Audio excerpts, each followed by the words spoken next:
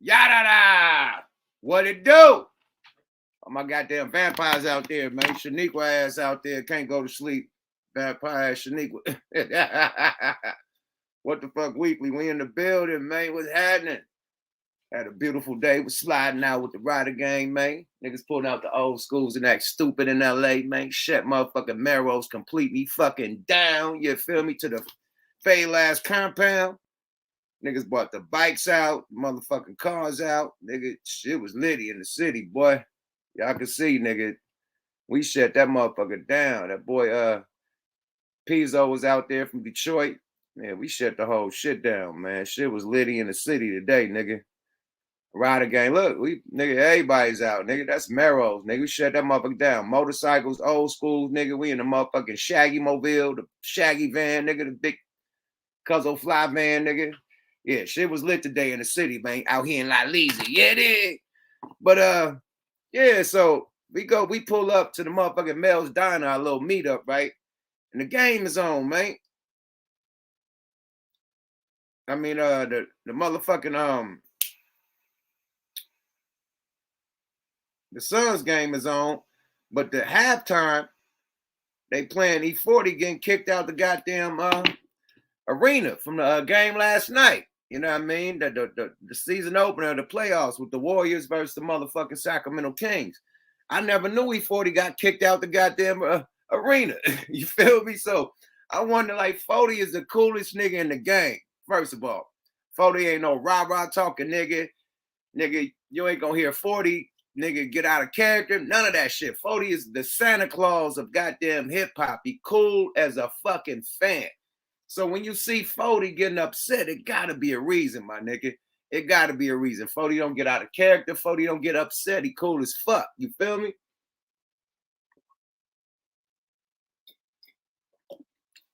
But we Bay Area niggas, man. We stand on business.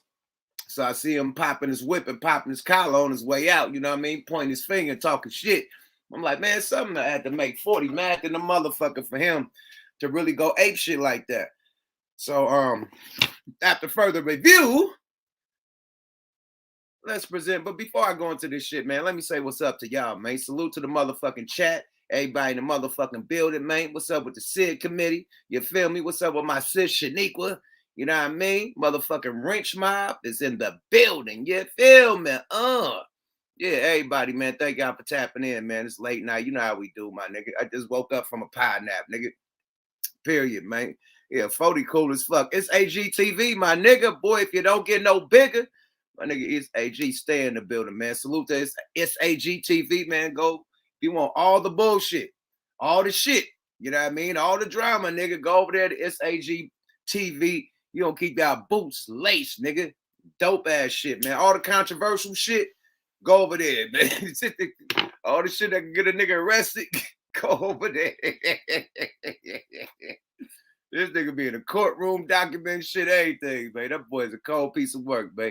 Salute to it's AGTV, man. My content over there too, man. You be posting my shit over there too, man. Appreciate you, bro. Get it, got it. That's what we gotta do as content creators, man. You know what I mean? You know, help each other with this shit, man. You know what I mean? Spread the word. It is. Is Mike in this motherfucker? Where my nigga Mike at? Mike in this bitch, man. Yeah, the mob is in here, man. We rocking, man. We rocking like a cutoff. Oh, yeah, I see him. Okay. Yeah, we in this motherfucker, man. Yeah, man, some bullshit happened with E-40, man. Everybody saying the Sacramento Kings organization is racist. I don't think that's true. You know, me personally, we met the owners. The owner's actually fucking Indian. He's not white, you know. So we met the owner. We chilled with the owner all night, the owner and his daughter. And he has a white wife. You know what I mean? But nah, they was cool as a fans. So I didn't feel no type of racism or no racist shit. They was hanging with us like we was part of the family the whole night after the game when we performed at the halftime. So I don't feel there ain't no racism going down. I feel the security definitely handled the shit totally wrong.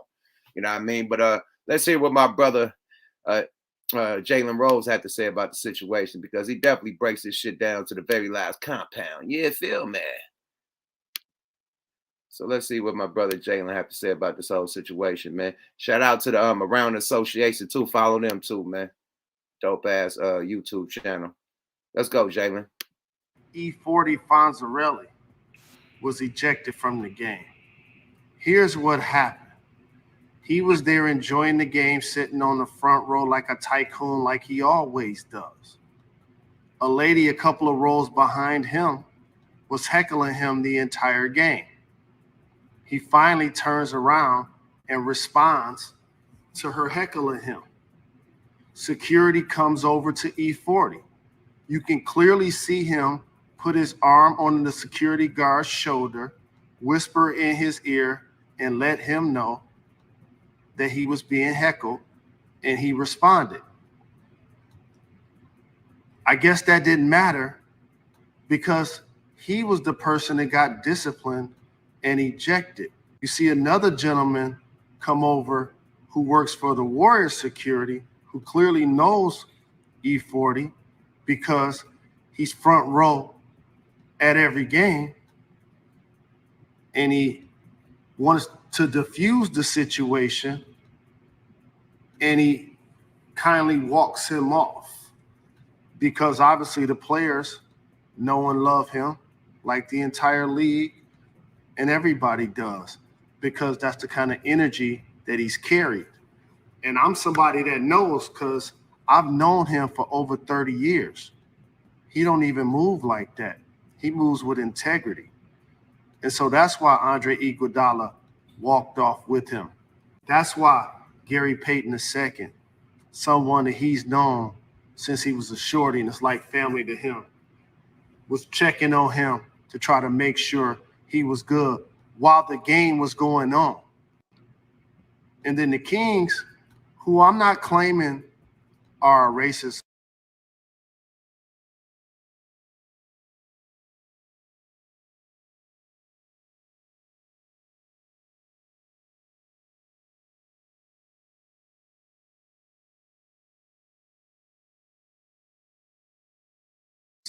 organization. They've been at the forefront of teams as it relates to matters,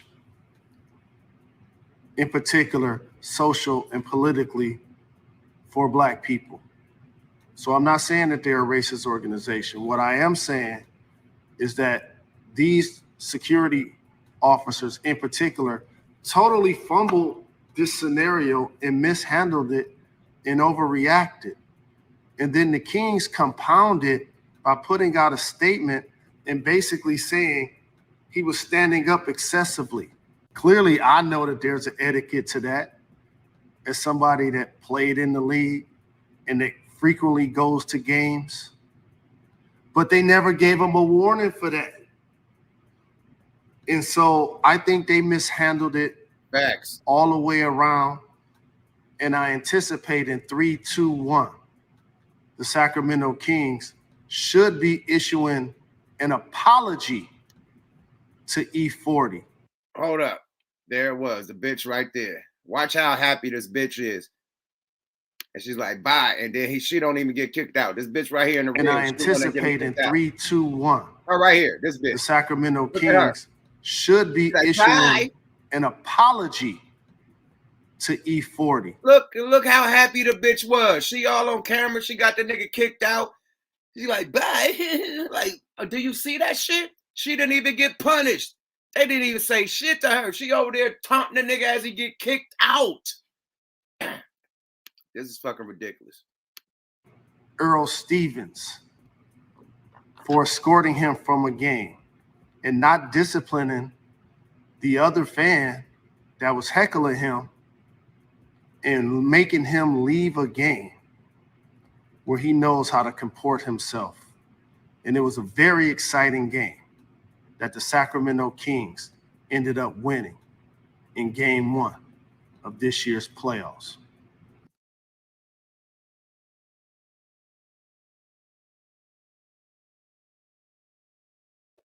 Yeah, man, yeah, man, yeah, man, say, man, yeah, man, say, man, yeah. Shit. What the fuck? Hold up, Big Swole. Let me put this shit off. All right, coolio. Shit. All right, so y'all seen what the brother Jalen Rose had to say, and I think he's perfectly right. 40 don't even get down like that. 40's cool as shit. You know what I mean? They definitely didn't punish the heckler. They just went straight at E-40, and kicked him out, and try to blame it on unnecessary standing up. That man got heckled. He started talking shit back. Now he was getting heckled the whole game. Let's start right there. He's getting heckled the whole game. It's the end of the game. Emotions are going high. This is about to be an overtime or nigga a loss. It's going down to the wire, my nigga. It's either going to be an overtime or a loss for either side. Emotions are flying, nigga. So, of course, 40 emotional, the crowd emotional, but they taking it out on the Warriors fans inside of the Kings arena. So the Kings fans is going hard on the niggas that's Warrior fans that's in there. Get on, go home, pack your shit. Woo, woo, woo. Oh, fuck the Warriors. Pack it up. And they kept on talking this shit the whole time behind E-40. Yeah, E-40. How you feel about calling his name out and really taunting this nigga the whole fucking game. Finally, in the fourth quarter, he turned around and say, all right, bitch, we got you next game, motherfucker. Fuck you and your nigga. You cool, but fuck you, nigga. Warrior, Dub Nation. Turned around, nigga, and security surrounded the nigga like this nigga just beat the bitch up or something. You feel me? But they didn't surround a bitch when she was taunting E-40 the whole fucking goddamn game. And my thing is this, man. I don't want to tongue wrestle with no female but my wife. First of all, if a bitch talking unnecessary shit behind my back, man, hey, have fun. I'm not tongue wrestling with no female I don't know because tongue wrestling need the motherfuckers getting wrestled. Tongue wrestling leads to wrestling. Somebody gonna get put in a Boston Crab in this motherfucker. Now leave me the fuck alone. So yeah, I ain't tongue wrestling with no. Your ass would get DDT'd or something, nigga. Tongue wrestling leads to wrestling, nigga. Somebody gonna get hurt. So nah, nigga, I don't like to tongue wrestle with nobody but my wife, and she has permission. You know what I mean? And I get the fuck on because I don't want to get wrestled up by her. Wife here try to wrestle a nigga up, man. I can't do nothing. They got the game, the Me Too game. You can't do shit, man. You can't do nothing. You better not, nigga. I don't want to do nothing, but Lord forbid, nigga. So if female can just slap the shit out you, spit on you, all type of shit, you just gotta take it. It is what it is, man. But my wife don't do no silly shit like that. But when she get to cussing, I get little, man. I hop in the car, I take a ride, man, because niggas get to wrestling. I'm going to jail, not her. Even though she probably wrestled the shit out of nigga. I'm going to jail. So fuck that. To avoid all that, nigga, I hit the road like Prince. That nigga was on Purple Rain. That nigga hop on that motorcycle, be riding around there, emotional, thinking about shit. Hop in the Porsche, man, and get little, man. You gotta diffuse the motherfucking gotta diffuse shit sometimes. If you just stand there, you just going at it, arguing, nigga, it's gonna get turned up. It ain't gonna stop. So the best way is to get yourself out that situation, man. Leave the situation, let that shit calm down, and revisit it later. That's what I do,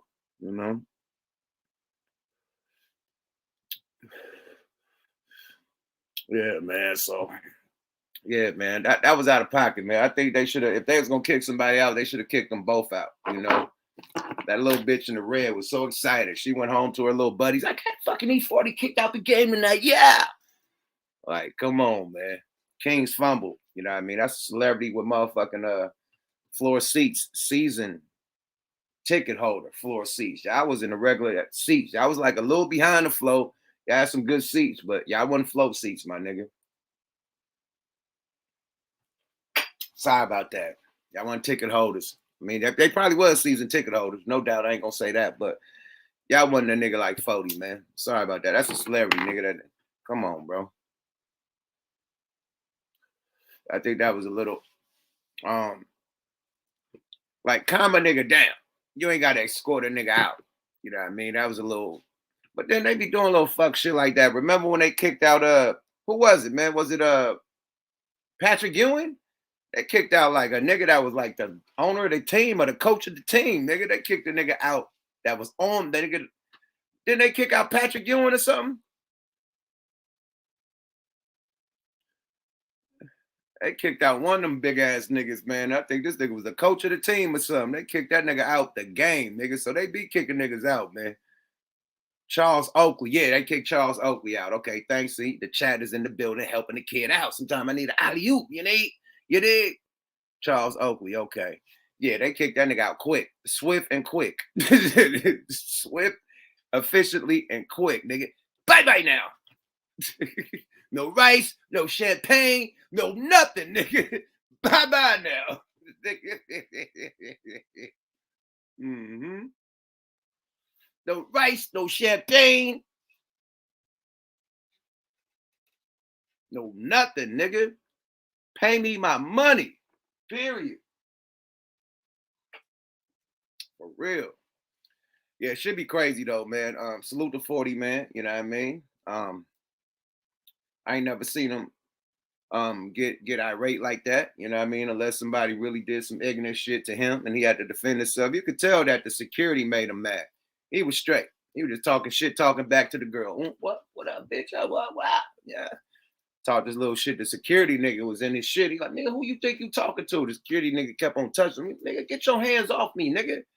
And that's when motherfucker, hey, you gotta go. Tell security nigga quit touching me, nigga. You ain't gotta touch me, nigga. Go up there and touch on the bitch. That start this shit. Don't be all grabbing on my shoulders, nigga. And I'm nigga, 40, like, get off me, nigga. That's when shit got crazy. They, oh my God, he slapped his hand. He gotta go. Scary ass niggas. Don't be touching on niggas, man. Period.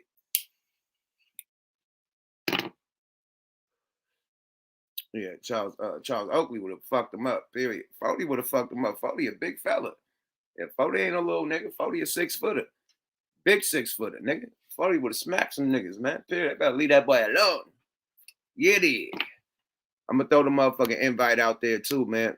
If y'all want to get in the building tonight, man, and fuck with it. If y'all want to chop it up. Yeah, we definitely lost though. We definitely lost. You know what I mean? We down one. You know what I mean? But I tell you who did win. The Lake Show. Yada da. You know what I mean? You know I'm a Golden State Laker. You know, so both my teams in the playoffs, man. So hey, one loss, 1-1. We 1-1, man. Period. You know what I mean? Put the link up there if y'all want to chop it up. You know, in the meantime, between time, pull up this new footage, the new content. Let me find it right quick. Get this new content up there. This boy Charleston White is Manny. Charles White said he wanted a nigga free Eric Holder. Nigga, that's some new shit. That's some shit. That is some shit. Shut up, bitch.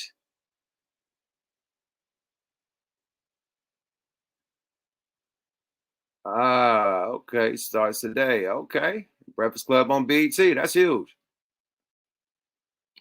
These goddamn commercials playing this shit. But yeah, man, we about to get this boy. Whatchamacallit? It's crazy. Goddamn, how many motherfucking BT commercials gonna play, nigga? What the fuck? Oh my Lord. They just played this shit like 2-3 times in a motherfucking row. Oh my Lord. They just played these 2 commercials. God damn. Shit. God damn. How many commercials this nigga got on this channel? This nigga is running it up, nigga. I can't even skip to a beat to this nigga. The celebrity junk, man. Oh, the nigga from Sacramento. O'Day Jackson, O'Day, whatever. This nigga got commercialed up.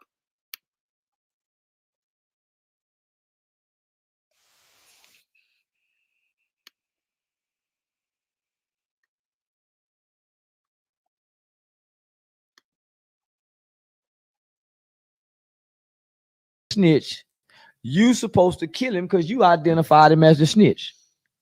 That's always been the street rules. You call him a snitch while you ain't done nothing to him. Then you, before you do something to him, you go prove you're a snitch. So the guy who said, hey, that's a snitch, he's responsible for killing the snitch. Yeah. The guy who identifies the snitch, according to the street rules, you know you're supposed to go get the snitch. You the one identified him, but you go tell somebody else, hoping they get him. But you identified him, street guy. So you done bend the rules a little bit. So if you're not a snitch, you're supposed to kill and get the call you a snitch. Those are the rules. Snitches get stitches. If I ain't no stitch, you got to go get that. He call you, see, done put a bad name on you, done put a bad jacket on you. And if you don't do nothing, so that's always been the rules. So I'm saying, where do you get the rules mixed up at now where they trying to enforce the rules? But before you even got to the no snitching rule, the number one rule that they told you before you even got into the streets is trust nobody and there's no honor amongst thieves. So, guys, I want to talk about this. This is very interesting. I'd like to speak. All right, my nigga, O'Shea Do Jackson. We don't want to hear you talk about no gangster shit, my nigga. Sorry about that. You're not qualified, O'Day Do Jackson. Sorry about that, Jack. Let's get my nigga Mike Ascari up in his motherfucker. Real mob niggas, mate. Mike, what's happening with it, boy? What's up, my brother, old man? Mike, what up with it, nigga? Bro. Salute, Can you hear nigga. Late me? night mob. You know, do this shit. Yeah, Late night yeah, mob man. shit, man. Hey, You see that fuck shit they did to 40? hey, it's Nazi land down here. I ain't surprised at all, bro. You said it's Nazi land. It's Nazi land down here, bro. You know what I'm saying? Shit. Like that's what they do. You know what I'm saying? Like, when you get through all the hoopla, the basketball shit, man, it's a bunch of clan shit popping off down here, man. Hey, You know what I mean? So it ain't no. I mean, I ain't trying to turn this into no racial thing or nothing like that, but I mean, that's the type of shit that happened in this neck of the woods, though. You know what I'm saying? You know? I feel you, bro. I feel you. I mean, it is. I mean, in the Bay, I ain't felt it like that. You ever felt some racism in Oakland and Frisco and Sac? I mean, besides the police, my nigga. I'm just saying, like Sacramento and the Bay is two different places, though. Like that wouldn't have happened. Like in the Bay, they go like the Bay a lot more liberal. It's liberal now here. I'm talking about the Sacramento area, though. You know what I'm saying? When you get in that valley, that's different. That is the capital, so they're a little different. Yeah, they hit a little bit different down there, man. That area, Vacaville and all that shit. You got 50 Cent in the building. Let 40 live, my nigga. Like, come on, it's an emotional game. Niggas emotion, niggas down to the wire. Like, what the fuck? It's the end of the fucking game. And you got to think too, Sacramento being bottom. I mean, the Kings being bottom feeders forever, man. They ain't used to having that on that magnitude, man. Bro, you know what I'm saying? saying? First time they get to the playoffs, nigga, in 1,000 years, my nigga. Like first playoff win in 1,000 fucking years, my nigga. This was monumental for them. So even they fans was super turned up. That's why the bitch was super turned up on 40. You know what I mean? But still, on both sides, nigga, that's just shit talking when motherfuckers is watching the game. You gotta let that ride, man. It's kind of like you gotta let that ride, man. You know what I'm saying? But that just show that especially a season ticket holder, a floor seat season, nigga. You know how much money that costs? They ain't used to handle it. They ain't used to $200,000 a year, my nigga. Like, are you serious? Them crazy shit. They ain't handling that on that magnitude. Niggas is crazy. They ain't used to that like that. You know what I'm saying? So I ain't surprised at all, bro. Not at all. They should have. You know what I'm saying? Hey, you took this shit right out you took the words right out my mouth with Charles the White. I'm like, you know what I'm saying? If them words coming out anybody else's mouth, I'm like, you know what, man, you right there, the motherfucker. But that's Charles the White. I'm like, sorry about that. I ain't trying to hear nothing that nigga talking about. No, I ain't feeling him saying free Eric Holder, nigga. You did a crime, do the time, nigga. You know, I ain't feeling that nigga. What the nigga trying to get PC? I ain't feeling that, nigga. You know what I mean? You gotta go to straight. Then you gotta hit the yard, nigga. Stand on business. You know what I mean? Like, nigga, you was brave enough to do it, nigga. Don't fold up now, nigga. Stand on business. Nigga. I don't get that one, my nigga. If you real killer niggas that handle business, nigga. Imagine a nigga that they said allegedly killed Malcolm X and allegedly killed Martin Luther King that's locked up, that never, you know what I mean, that got released or whatever. Them niggas had to stand on business. Hey, I was just on the yard. At New Folsom, man, with the nigga that killed Huey P. Newton. That nigga been standing tall on the main line, nigga. His whole joke. Yeah, had You to. know what I'm saying? You can't tuck his tail, nigga. You in boy. Uh, You in the jungle, nigga. You in the concrete jungle. You can't tuck your tail, my nigga. Period. yeah. I ain't gonna lie though, bro. I'm gonna give you some real shit though, nigga. It's more PC yards in nigga than it is main lines damn near nowadays. That's a sad reality out here. It's a lot of niggas going that route, bro. A lot Because of nigga, niggas going that route. like Pac said it best, you ain't shit without your homeboys. You know, Them niggas going to PC and create more gangs. Niggas, it's like the niggas drop out of a gang, go to PC, nigga, and create another one, nigga. Like I don't know. wow. They God got the damn. weirdest shit. They got gangs in PC. Well, some of them niggas is from gangs though, right? Yeah, they drop out. They drop out. Them niggas drop out of gangs, nigga, and go to PC and create another gang. They got a gay gang, nigga. They got a faggot gang in PC called Gay Boy Gangsters, nigga, on everything I love, nigga. Man, get the fuck out of here, man. You lying. I swear to God, man. Bro, you know, I never bullshit. GBG, nigga, that's GBG, nigga, that's their name, nigga. GBG, nigga. That shit. They slide shit. Man, look. Hey, a couple of years ago, they had 10 murders on the PC yard, man. Oh, for real? Yeah, shit. That's why they try to integrate them niggas back to the main line, but when they did, them niggas was getting knocked down immediately. They changed that shit up. Oh, got them niggas right back in they little that pink they pink poodle. Yeah.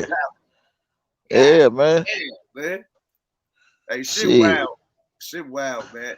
The whole thing is that when the whole thing that what I noticed when you go to jail, man, you gotta click up. Because it's a real race tension in there. You know what I mean? The black card, the white card, the Asian card, the Mexican card. You know, it's cards in that motherfucker. You know, all gangs is really tapped in. If you're on the black card, you got Bloods and Crips, Vice Lords, and Disciples all on the black card, you know, having each other back. You know what I mean? So it's a lot of politics that get thrown to the side once the nigga hit that line because niggas are outnumbered, you know? Right. I mean, that's mainly on the level 4 yard. It's like that, but like the lower the level you drop, you get a little bit different. You know what I'm saying? But for the most part, yeah, you know what I'm saying? Like everything is political up in here, but you know what I'm saying? You can still remain an individual amongst many, though. You know what I'm saying? Just because you know you motherfucker in here, you know what I'm saying? You know, you got a lot of stand-up niggas that been standing tall their whole careers up in here behind these walls, though. You know what I mean? But you got some niggas, they wouldn't shit on the street and they ain't shit behind the walls. It ain't no different. You know what I'm saying? Difference is ain't no guns in here, nigga. You better know how to scrap, nigga, or know how and get used to carving something up, man. You know what I'm saying? And making something. Making something, nigga. This shit called keister and shit, nigga. So you can have your strap on you at all times, nigga. There's a lot of shit you gotta do to be up in that motherfucker, to be a savage. The first thing I learned how to do was carve up a locker, man. Make a weapon out of anything, nigga. Anything, bro, nigga. First thing, I was carving up soap, nigga. For real, nigga. Something. For real, nigga. Carving up a toothbrush, nigga. That plastic toothbrush, nigga. Sharpen the shit out that bottom of that motherfucker, man. Hey, motherfucker, I would keep it 100, bro. The shit we making up here, them toothbrushes, man. Them toothbrushes ain't doing no work. Motherfuckers gonna laugh at you with that. You better melt that motherfucker down. You better melt something down to make it some hard plastic, some shampoo bottles, nigga. You know what I'm saying, nigga? It get the sharpening that bitch, man. You know what I'm saying? Niggas got some shit up in there, boy. You better not pull out that goddamn toothbrush. that flimsy motherfucker. Niggas gonna be like, what? Niggas gonna laugh at you with that motherfucker, nigga. Shit. Ooh, shit. Hey, man. You think so? You agree with Charleston that more of the story? You agree with what he's saying? That besides the shit, you agree what he's saying? I agree with the points he made in regards to snitching. That was the rule. You know what I'm saying? I mean, the facts are the facts on that. It's just the wrong nigga saying it. You know what I'm saying? That's just like the police telling me, don't snitch. but asking me for information at the same time. Right. Yeah, You know what that's I'm it. saying? But but I mean, that is the facts. I mean, nigga, when you put somebody out there as a snitch, that is your responsibility. You know what I'm saying? And it, and in order for a nigga to preserve their dignity, nigga, that may coincide with knocking you down, nigga. You know what I'm saying? Period. In order to prove that he wasn't, or to cover up the fact that you know that he's a rat. My thing You is know? this: it's a complete contradiction because I thought Charles Wright was about lock the gangbangers up, nigga. They killing our youth, they killing the babies, they doing this, that, and the third. Lock them up, put them away. Okay, now this motherfucker done killed one of our celebrities, a nigga that you went to the funeral. You know what I mean? You done seen the parents and everything. You went to this man's funeral. Excuse me. And now this nigga get locked up for killing a nigga that you met or so-called been hanging around or whatever that you knew of or whatever. And he goes to jail and you saying that you want this nigga free. I thought it was lock the gangbangers, get rid of the gangbangers, get rid of the rapper niggas, get rid of the dope dealers, get rid of these niggas. They fucking, they poisoning the youth, they killing our babies. He killed the motherfucker, man. So why you want him out? That's the question, my nigga. You know, like if you Because he give us something to talk about, man. I mean, clearly that nigga don't give a fuck about Nipsey Hussle or Eric Holder. Huh? That nigga don't give a fuck about Nipsey Hussle or Eric Holder. He just give him something to talk about. Right. So he contradicting himself, because if he stood on what he said, he'd be like, fuck Eric Holder. I want all them gangbang niggas to go to jail for 65 years to life, nigga. Fuck, that's what he was saying. That's what he was on at first. Now we go, free Eric Holder. Snitch must get killed. You didn't kill the snitch. Like, come on, my nigga. That's bullshit. Well, you got to understand, man. He is against rappers, so he kind of being consistent on the fact that he hate rappers, though. You know what I'm saying? Saying that you want him out. I mean, it does fall in line with that narrative that he been putting out there. You know what I mean? And I mean, he's a government tool, so his thing is playing both sides against each other. So he go do whatever he could to call. He's an infiltrator, man. And what the infiltrators do, they call subversion. You know what I'm saying? They instigate one side against the other. They stir the pot. You know what I'm saying? That's what he do. He real consistent on that, man. That's why I say, if I said it once, I said it a million times. He's a hip hop COINTELPRO tool. Hey, look. And I'm glad you said that. These niggas is getting a bag to press the agenda, my nigga. Just like the niggas Rumble just hired academics to do that alt-right, right wing shit. Them niggas got a bag to do all this shit they doing in hip hop, my nigga, to cause confusion, to cause beef, to instigate beef. You know what I mean? To get niggas, to try to beef with niggas, to get them off they square, trick them off they shit, so they attempt to do something and go to jail. You know what I mean? Or come on, my nigga, they getting paid to do that too. Listen, why is everybody on the same motherfucking page at the same time? I'll wait. I can see if just one nigga was doing it, but you got multiple people, and they all got the same 5 or 6 people on their hit list. All of them. And they all work together. They all work together, bro. They talk shit about each other. Then they'll turn around and be on the same stage the next week. Facts. With 6ix9ine speaking for him, making like he just the top nigga. On fucking Revolt TV, on a panel. On Puff shit on Revolt TV with all these niggas on the same panel. Talking about come on, man. This shit by design, bro. So that's what I'm saying. It's the hip hop COINTELPRO, man. I'm telling you. And I mean, it's just way too obvious, man. Like, with all due respect to Free Ray Ricky, though, I mean, the government used him for all he was worth. You know what I'm saying? Then locked his ass up afterwards. You know what I'm saying? The same way they doing with these niggas. They gonna use them for all they worth. They don't give a fuck about if we kill these niggas or not. They gonna have some other niggas on standby waiting to do the same shit that they doing, nigga, after they gone, nigga. I mean, they got a Rolodex of niggas just waiting their turn to sell out their own kind. And you know what I'm saying? It remind me of what they did to the Black Panthers. You know that Yeah, that Black Judah thing. You know what I yeah, mean? How they infiltrated, sent somebody in there to infiltrate and to take them niggas out from within. And that's what these niggas absolutely. are. They trying to take us out from within, my nigga.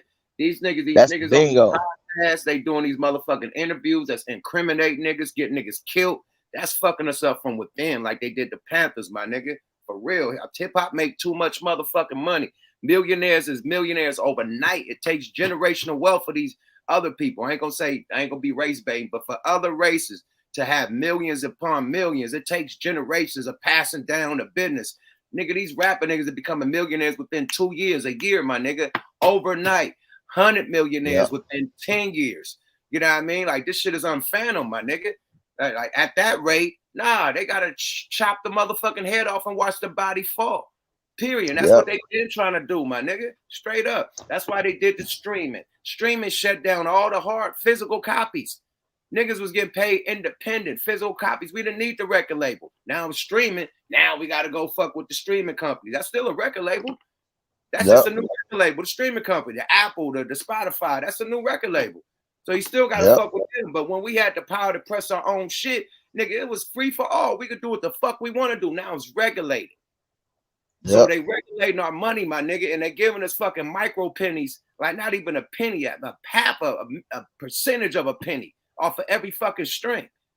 When we used to get paid hand over fist, nigga, a nigga $7, $10 an album, nigga, $5 wholesale, $6, $7 wholesale. You know how much you got to do to get $7 off a motherfucking stream? You know how much shit you got to stream for $7? Come on, my nigga. They trying to eliminate us with the money and, you know, other ways. They trying to fuck us up, bro. We was making way more money back then. Niggas. Well, the best way to do it is to turn us against ourselves, though. Right. You know what I'm saying? Because if we in our right state of mind, it's impossible for us to do it. I mean, for one, they can't out physical us, nigga. We the strongest people in the world. You know what I'm saying? Like when we at our best, when we sober and we thinking, man, you can't outthink us. We mentally strong. We equipped for that though. So the best way to do it, man, is to turn a man against himself. That's why they throw the dope and all. That's why they throw all this other shit. You know what I'm saying? Motherfuckers love to be flossy, the glamour, the jury, all this distraction ass shit though. You know what I'm saying? Jury and shit been hip hop. You know what I mean? Like we've been struggling and we want to show off our money, nigga, because we got that from the B-boys. Hip hop is a reflection of the kingpins that was on the block. Everybody got some money and start dressing like them. So but they glorify that though. That's why they make a lot of shit. Back in the day, it was like they used to censor that shit. No. Far as you know, not what the word I'm looking for. It just meant that you had money, my nigga. You know what I mean? It was a status symbol. Status symbol, right? A status symbol, my nigga. It was basically show your status as a rapper. Now, as a rapper, this shit is about money, cars, jewelry, clothes, mansions. It's about that. So when rappers get, come out, Run DMC, all them niggas, Slick Rick, all them, even fucking KRS-One, talking knowledge shit, had donkey ropes on. You know what I mean? Eric B and Rakim. Rakim, the guy had millions of donkey ropes on. Gucci custom Gucci sweatsuits. It was about that, riding BMW with Gucci seats and shit. It was about that. Black people be flamboyant like that in the rap game. So I don't think that's us. That's how the rap game started. You know what I mean? With the flamboyant shit. Even the conscious rappers had big ass chains on. So let's take the rims for example, right? Remember how motherfuckers used to have to go to certain shops in order to get certain rims and have them custom made and all that shit, right? Right. Now look at these factories now. They putting the rims on the motherfuckers fresh off the motherfucking, you know what I'm saying, right after they make the truck. So who is they targeting when they put them big ass rims on these new SUVs and shit now? Us. Facts. You know what I'm saying? So it's designed to get us. They come on 21s. They come on 21s right now. That ain't never nigga. They on 18s and shit. They on 21s stock. Yeah. So it's like, it's designed to get us to spend our money, man. They tapped into that. You know what I'm saying? They trying to capitalize off everything that we use that we had specifically for us. They want to capitalize off on it. So I mean, it got all that coincide in what you just said. You know what I'm saying? You know, My thing is this, man. We control the world, my nigga. Like as much as the foreigners want to come over here and talk shit about the African American man, our influence is worldwide. Even you got more influence than you in your own country, as far as this hip hop culture. You know, so when it comes to us, my nigga, we just so fucking Willie lynched out the game. We don't like, yo, we winning, my nigga. Niggas is really millionaires. Niggas is doing what the fuck they want to do, feeding their families, their homies. You know what I mean? Niggas ain't looking at it like that. Niggas looking like, nigga, fuck that nigga, man. I want to go shoot up the op and smoke. Nigga, fuck all that. That's old, nigga. Let that go. Nigga, get that money, my nigga. What the fuck? Fuck the op.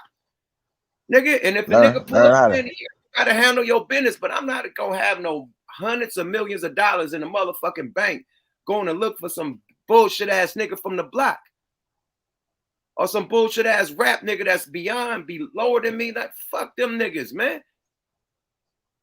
I'm telling you, man, that motherfucking ego, that ego could kill your ass, man. Egos fly solo. They ain't got no friends. That ego destroy friendships, destroy everything, my nigga. That ego, man. That's why that motherfucker fly solo. Look at ego in real life. They fly solo. They ain't got no fucking flight patterns with bird, nigga. They by themselves. This is why I tell a lot of niggas, like, you know what I mean? Sometimes niggas, you know what I mean, especially as an artist, you know what I mean? You know how niggas riding entourage and shit nowadays, man. You gotta have the right niggas around you nowadays, man. And I ain't talking about niggas that, I'm talking about niggas that's gonna tell you the truth, nigga. Like when you fucking up, niggas is there to just to make sure that you alive, to make sure that you go home at night safe, nigga. Like everybody, look, we all going home, nigga. We going on this out, nigga. The objective, nigga, handle this business, nigga, and make it back home. Fuck all the bullshit, nigga. Fuck all that other shit, nigga. We out here to get this bag and back, you know what I'm saying? Back where we belong. And get back home, you know what I'm saying? Get back none of that dumb shit. Nigga, they protecting the bag, nigga. Protecting the bag. What I mean by that, nigga, is that, nigga, like, if I'm out with you, you the bag, nigga. You the main nigga. If I see you, nigga, if I see you getting sucked into some bullshit ass art, and I'm, nigga, fuck that nigga. Yup. Come on, bro. Let's go. Even if you mad at me, I'd rather for you to be mad at me and alive, nigga, than me be remorseful, nigga, and you dead. You know what I'm saying? Nigga, I done watched, like, the shit that happened with Snoop was a nigga that lived in their apartment building. My nigga that was so fucking jealous of Snoop and Daz and them. You know, that this motherfucker was coming around trying to threaten them niggas to get up out the neighborhood. You know, they bubbled up and moved out the neighborhood, so they wherever out here, like in North Hollywood somewhere, this nigga live in a building. He trying to threaten them and he pulling guns out and shit, you know, threatening them niggas to get up out of here. And finally, one time he drew down, they drew down back. And that's how, you know, Snoop got the case. You know what I mean? But all over a jealous motherfucker that he didn't have to pay no attention to. You know what I mean? But that motherfucker kept poking at the lion, poking the bear. You keep poking the bear, nigga, something gonna happen. Period. Right.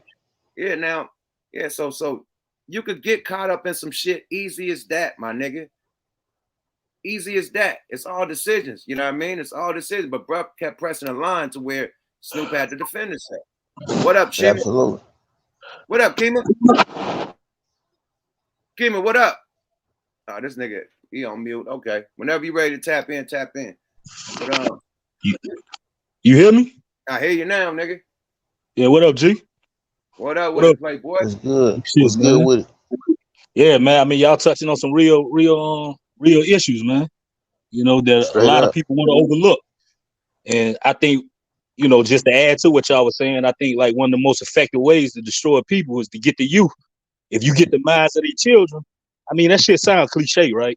Like the children are the future. That shit real, G. Oh, that like, shit real, nigga. I remember reading a quote from Huey where he said, the revolution is in the hand of the youth. It's always been.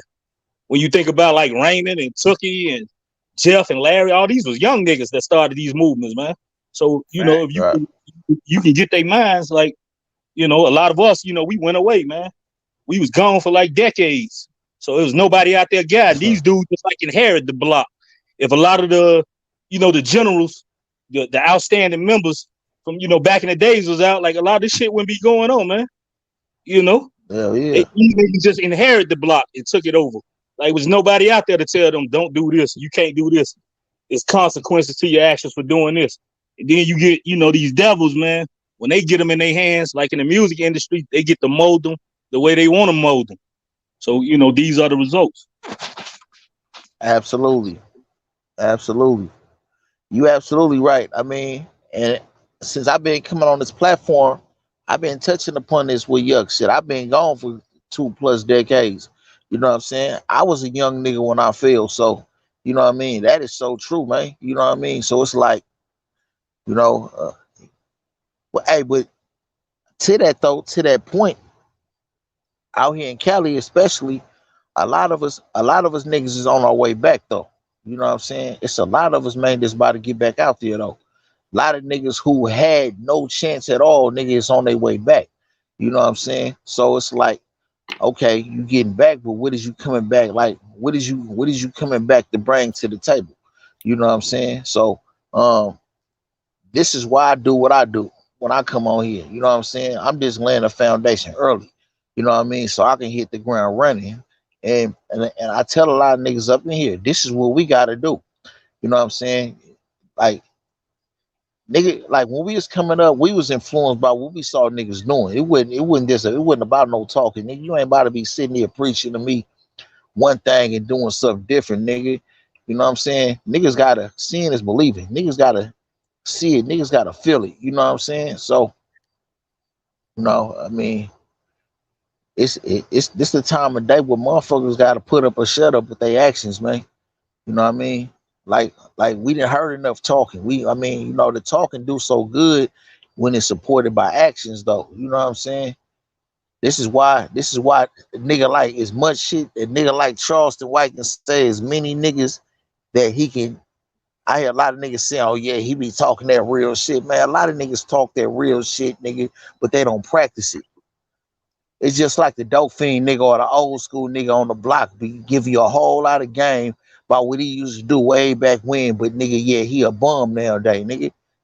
Nigga, he has been. Call it what you want. He's a has been. He used to be. He fell off. You know what I'm saying? Niggas need to see, nigga, how do you get up there and stay there, nigga? You look at Yuck, Right. nigga, this nigga 30, nigga, at least 31 years. 31 years, nigga. At least, nigga. Come on, bro. That's longer than most niggas been alive, nigga. To say that you had a career, for 31 years, just think of how many generations died within 31 years.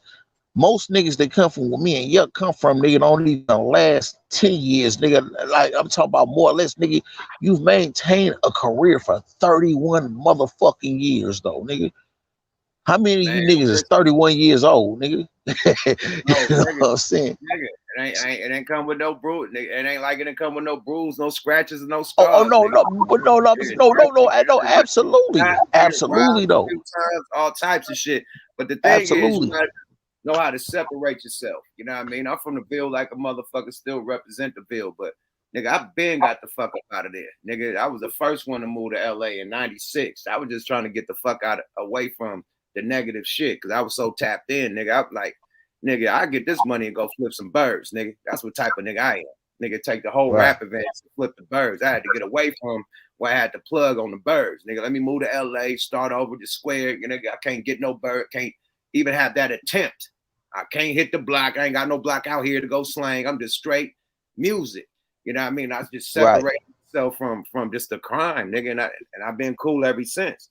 You know, I ain't no nigga that was out there selling packs and all that shit. I'm in LA. I don't do none of that shit. It's all rap money.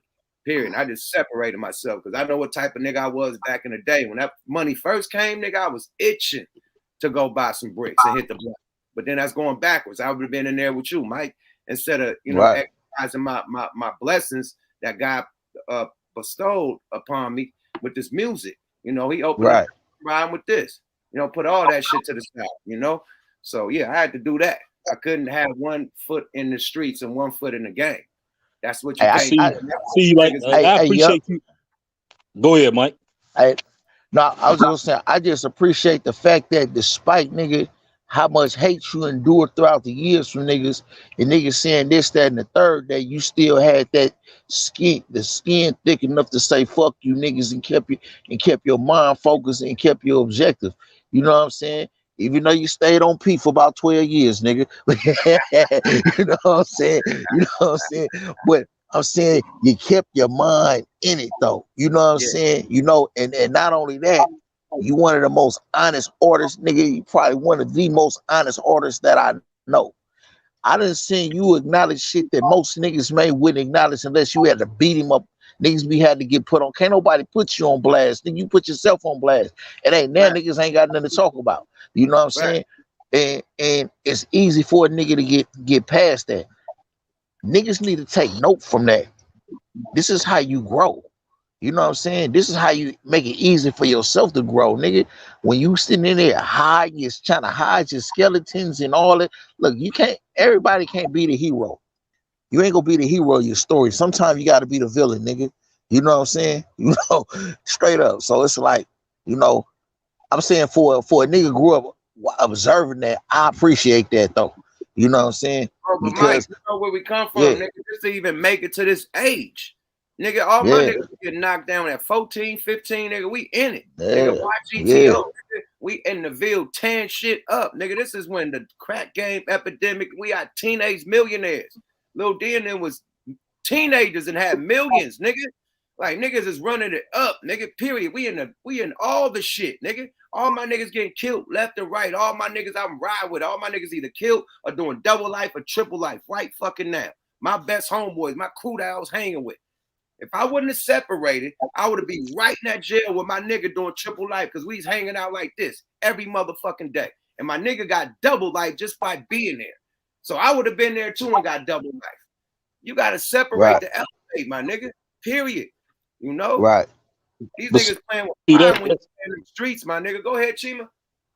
Yeah, that's one of the things I appreciate about you, like what you just said. I don't even know if you know how important that is. When a nigga like get to a point where he like know better, then some niggas don't have the courage though to say, okay, now I see the shit from a different perspective.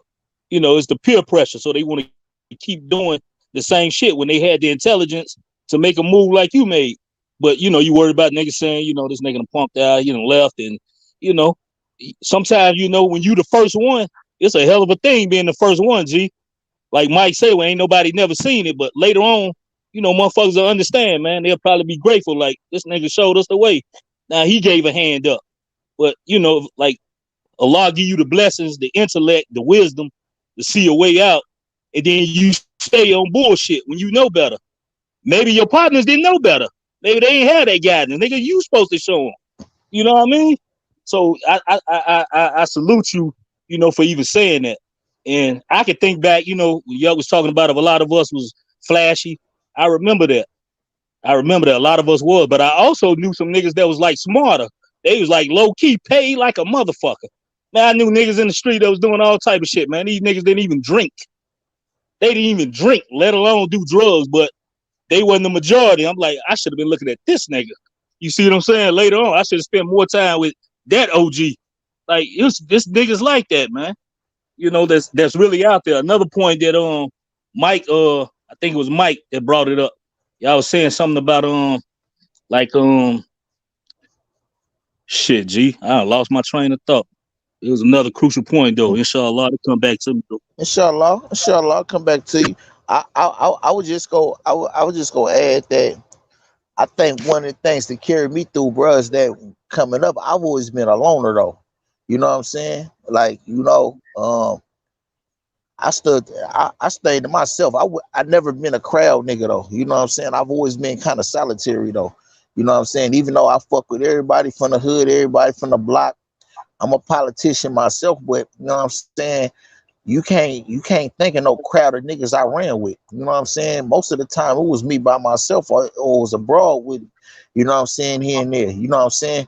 But you know, I never, and what that did is it gave me an opportunity to see a lot more than a lot of my peers did, who was always with somebody. You know what I'm saying? I learned from a young age the value that I'm like when you a loner like that, you learn the value of how powerful you is when you accomplish something on your own. You know what I mean? So I guess later on in life, that helped me. It helped me, you know what I'm saying? While a lot of niggas over here in these peer pressures, nigga, don't listen to these niggas. No, I was over there talking to some of these older niggas, getting some good wisdom, you know what I'm saying? Right. And it helped me. It helped me through my sins, though. You know what I'm saying? I ain't gonna lie. Even when I was out with this really rocking though, it was always one or two older niggas I would listen to though. You know what I'm saying? You go back there in that hole, you fighting that shoe turn or fighting whatever. You know, like when I was fighting murder, I had some old niggas back there, nigga, that was guiding me through it, showing me how to file 602s. And, nigga, I'm back here, nigga, fighting the attempted murder, nigga. I done caught nigga on a yard, nigga, and I'm fighting my appeal at the same time, nigga. You know what I'm saying? Yeah, so, nigga, I didn't know the law. Nigga, I learned it from some older niggas back there, nigga, who been back there doing this shit forever. Nigga, show me how to file that writ, how to learn a lot of these different things, nigga. What good books to read, nigga, to help my mind, keep my mind pure and all of this shit, man. Look, I'm gonna tell y'all niggas, man. Look, it ain't. If I said it once, I said a million times, nigga. Y'all niggas better quit acting like y'all want to be locked up, bro. I'm telling you. You know what I'm saying? The laws is good. The laws is giving niggas like me action who done did.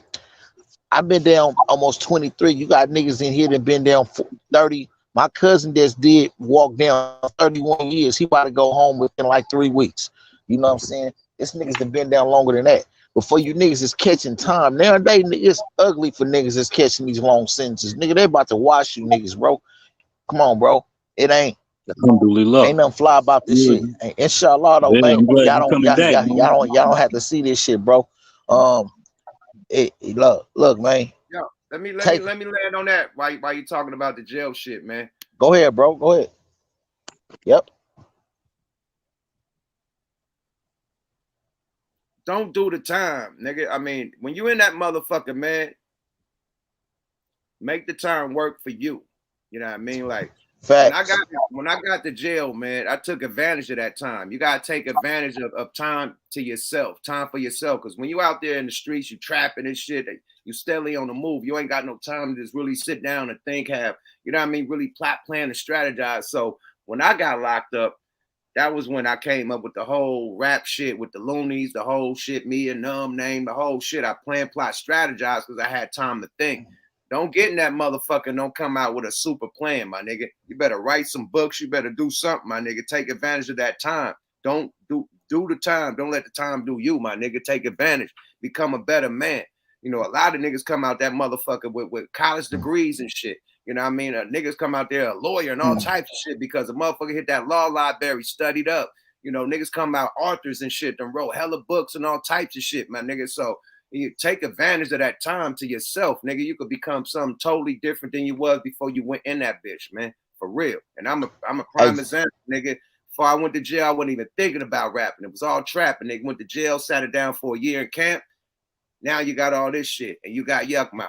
Period. But it came from me sitting it down. I turned the negative into a motherfucking positive, man. That's what you got to do, my nigga. For real. You got to do what Mike doing, Mike Ascari doing with his podcast and shit. Turn the negative into positive, giving game back to the youth. You know what I mean? So talk your shit. I did it from learning from niggas like you though. See, you learned it took you going to camp to learn that. You know what I'm saying? I was too hard-headed age, and I went through the group homes, the foster homes, nigga, ROP and all that shit, nigga, and eventually on to the pen, nigga. You know what I'm saying? But nonetheless, you know what I'm saying, Allah allowed me to be here to learn my lesson, though. You know what I'm saying? To make a testimony out of my life story in and of itself. And you're right. I made the time count. You know what I'm saying? Even when I was rocking and rolling, I stayed in some kind of, you know what I mean? Did my prison hustle, nigga, paid for my paralegal service. You know what I'm saying? My paralegal courses, got that. You know what I'm saying? Got my trades, man, look, I got a fucking portfolio. I mean, the podcast, look, this podcasting and all the things we're doing, bro, this is why I say God is the greatest, right? Because I didn't see none of this shit coming, bro. This is purely a blessing. You know what I'm saying? I just had Pimpy Ken on my side. I just interviewed Pimpy Ken the other day, bro. Come on, on my Hugh. channel, bro. Salute, You know nigga. what I'm saying? That's you, nigga. Shout out to Yuck though, because he opened up the avenue for that to happen. Shout out to Shaniqua, town business, and my sis, you know what I'm saying? Always looking out for brother, you know what I'm saying? Mhm. And while I'm at it though, while the thought is fresh in my mind though, salute to Q Sherman, Crowded Music Streaming, man. Salute to Sherm. Salute to Tavis Miller, man. The West Coast Hip Okay. Hop Awards, man. I've been promoting that. Yuck, yours, your clip you did, bro. That's on my channel. That's on all my social media accounts, bro. I've been promoting that shit, bro. Hey, Oh look, yeah, we on. yeah. So it's kind of like we all connected with the same circle, doing the same shit. We got a Crowded Music streaming domain on Clubhouse that we start doing music reviews and shit on there. You know what I'm saying? Oh, Me that's and dope. Keith Sherman, all of you Oh, gotta that's dope. come fuck with us one of these times. I Yeah, don't just fuck with Clubhouse, man. I'm talking about just the music review rooms. We ain't on no Yeah, controversy, no man. bullshit. I'm not Hey, with hey, hey, tongue ask, wrestling with nobody but my hey, wife, my nigga. I hey, can't hey, be hey, unknown hey, niggas is yeah, arguing with me. yeah, Who the fuck is you, nigga? hey, hey, hey, I hey, don't yeah, even talk to stupid niggas like you hey, hey, normally. hey, hey, How the yeah. fuck? Hey, yeah, hey, when you talk to Keith, ask Keith, because we Monday, Wednesdays, and Fridays we do our rooms. Ask him if he ever had one argument with anybody in one of my rooms before. I don't do no disrespect. No. Ask Shaniqua. Shaniqua don't. I don't do no controversy, bro. It's all business up in there. I don't like all that arguing and all that stupid ass Nah, shit, hey, man. we don't be on none of that, bro. We just be in there listening to good music, bro. That's all we I'm be gonna doing tell you in there, like this, chilling. my nigga. The Yeah, real ones, the real niggas that's active in the streets, man, they ain't got no social medias, my nigga. They ain't got no phones yeah, that even got a fucking GPS on it, bro. Cause yep. niggas trying to be low, flying low under the Hey, radar. The niggas, the fake niggas that's trying to be what they ain't, want to show everything. Niggas showing packs and pounds and guns. Nigga, you fake. You niggas is hustling on the gram like, nigga, I got this for sale. Nigga, whoever did that in life, that was a real hustler. Come grab these hey, right now. Like, whoa. I'm Or gonna or clear or, up a miss. or I'm gonna some clear up a some some misconception. or some older nigga that's in there steady fanning fucking flames with young niggas staying in beef and shit all the time. Right. Gospel like a fucking woman, nigga. You too old for that, nigga. I'm See, gonna them clear niggas, up a them mis. niggas I'm gonna clear up a misconception real quick though, right? You know what these I'm type. saying? It's whack room. It's only like 4 clubs on there that consist of that nigga, but it's a lot of room. It's a lot of rooms on there that don't have nothing to do with controversy, bro. A Man, lot fuck of Clubhouse. and it's a lot. I'm talking about. I'm speaking for me, right? The ones that Yeah, I that shit got socialize with. ratchet than a motherfucker though, bro. Like Hey, that shit is like, nigga, you better be able to turn up, nigga. As soon as you get in that motherfucker, be ready to turn up, be ready to pull up, all that shit. It's like, bro, hey, hey, nigga, them the room, but hey, it's a personal choice to go inside them rooms because you gonna know which rooms not to go into, right? that's a But room it's a that got lot. 1,000 motherfuckers in it. You want to go to the Hey, room that got 1,000, nigga, 500, 600, 800 people in nah, it. you want to go to the rooms that have substance in them, man. They might only had 10 motherfuckers in there, but them 10 motherfuckers in there is on some real big shit. It's, you know what I'm Right. saying? You know what I'm saying? It's on some real building shit. You know what I'm saying? Until they It's show a just nigga on how some, to monetize on that motherfucker, I'm cool. yeah, Until a nigga yeah, show me how to get a check off that motherfucker, I cool, my nigga. yeah. Period. I Hey, cool, man. I can't be giving free game like that up and ain't yeah. getting nothing for my services. The preacher, No, when no, he even real the holler preacher though. get donations, nigga, for preaching nigga a sermon for 3 hours, nigga. I'm not gonna be Real on club holler. motherfucking 3 hours and get $0.99 for what? Yeah. And have beef with 10 niggas after I get enough for what? Hey, I've been on there for a year and some change now, right? And I tell you one thing, like when you look into my hallways for my replays, 98% of my replays, man, got shit to do with no controversy, man. All building, just like the conversation we having right now. You know what I'm saying? Most of my rooms don't have one argument in the motherfuckers. Period. Every now and then I had to kick a motherfucker up out of there who come in there, but that's every blue moon though. But I'm saying, shout out to Keith Sherman though. You know what I'm saying? Like, and we doing a Crowded Music streaming domain. We've been having artists pulling up, signing up to the app though. You know what I'm saying? Getting their music heard.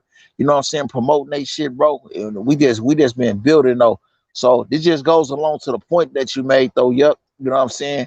how we just been constantly building, man. You know what I'm saying? And, you know, I gotta salute. I gotta salute y'all for that. Hey, let's peep out this God damn, boy, what happened? This shit just took my whole shit off, man. It ain't even doing what oh man, it fucked me up. I don't know how that happened. I had my clip already set up, man. Let me get this shit back again, man. This shit just fucked me up, man. They just did me bad on this motherfucker, man. How did it get this motherfucker? Oh my lord. I ain't sharing the screen. Let's come out the Bob. This is mainly, man. Y'all talk y'all shit, man. I'm gonna get to it. Y'all talk y'all shit. I had my shit already set up, man. This shit is crazy, man. Yep. Hey, Shaniqua. Hey, I just had Gary Archer in my room the other night for one of the music reviews, and she mentioned Gary Archer, though. Shout out to Gary Archer. Oh my lord, yeah. God. Oh, here we go. Boom. Let's get to the side. They are killing me. Okay, here we go. Boom. They fucking me up. I had my whole shit set up, man. My bag, man. So we about to go into this Fat Joe shit, man. You know what I mean? Charlie Rock LD, you know, he really knows about the Fat Joe situation with Big Pun. You know, so we're about to go to MREC TV. Shout out to my nigga MREC. You know, always keep the good content, man. You know, my guy MREC TV, y'all go follow him too. One of the top podcasts or top content guys in the game, man. Let's see what they got to say. Did a story on the transcript of the lawsuit between Liza and Joe. Facts. Facts. Like black and white, Joseph Cartagena, Lisa Rios. He said that he gave her $1 million. The judge gave him 90 days to prove it. And in 90 days, he couldn't prove that he gave it $1 million. But yet he'll go online and said, I blessed her with $1 million. Facts. Facts. We're not talking BS here. So this is not the fact. This is not the Fat Joe bashing club. No, we're talking facts. Now, if you guys haven't had a chance to check it out yet, I did a video breaking down the court transcripts from the lawsuit between John Jellybean Benitez and Fat Joe versus Liza Rios, and I went over exactly what went down. It's crazy. This lawsuit is 7 years old, and people still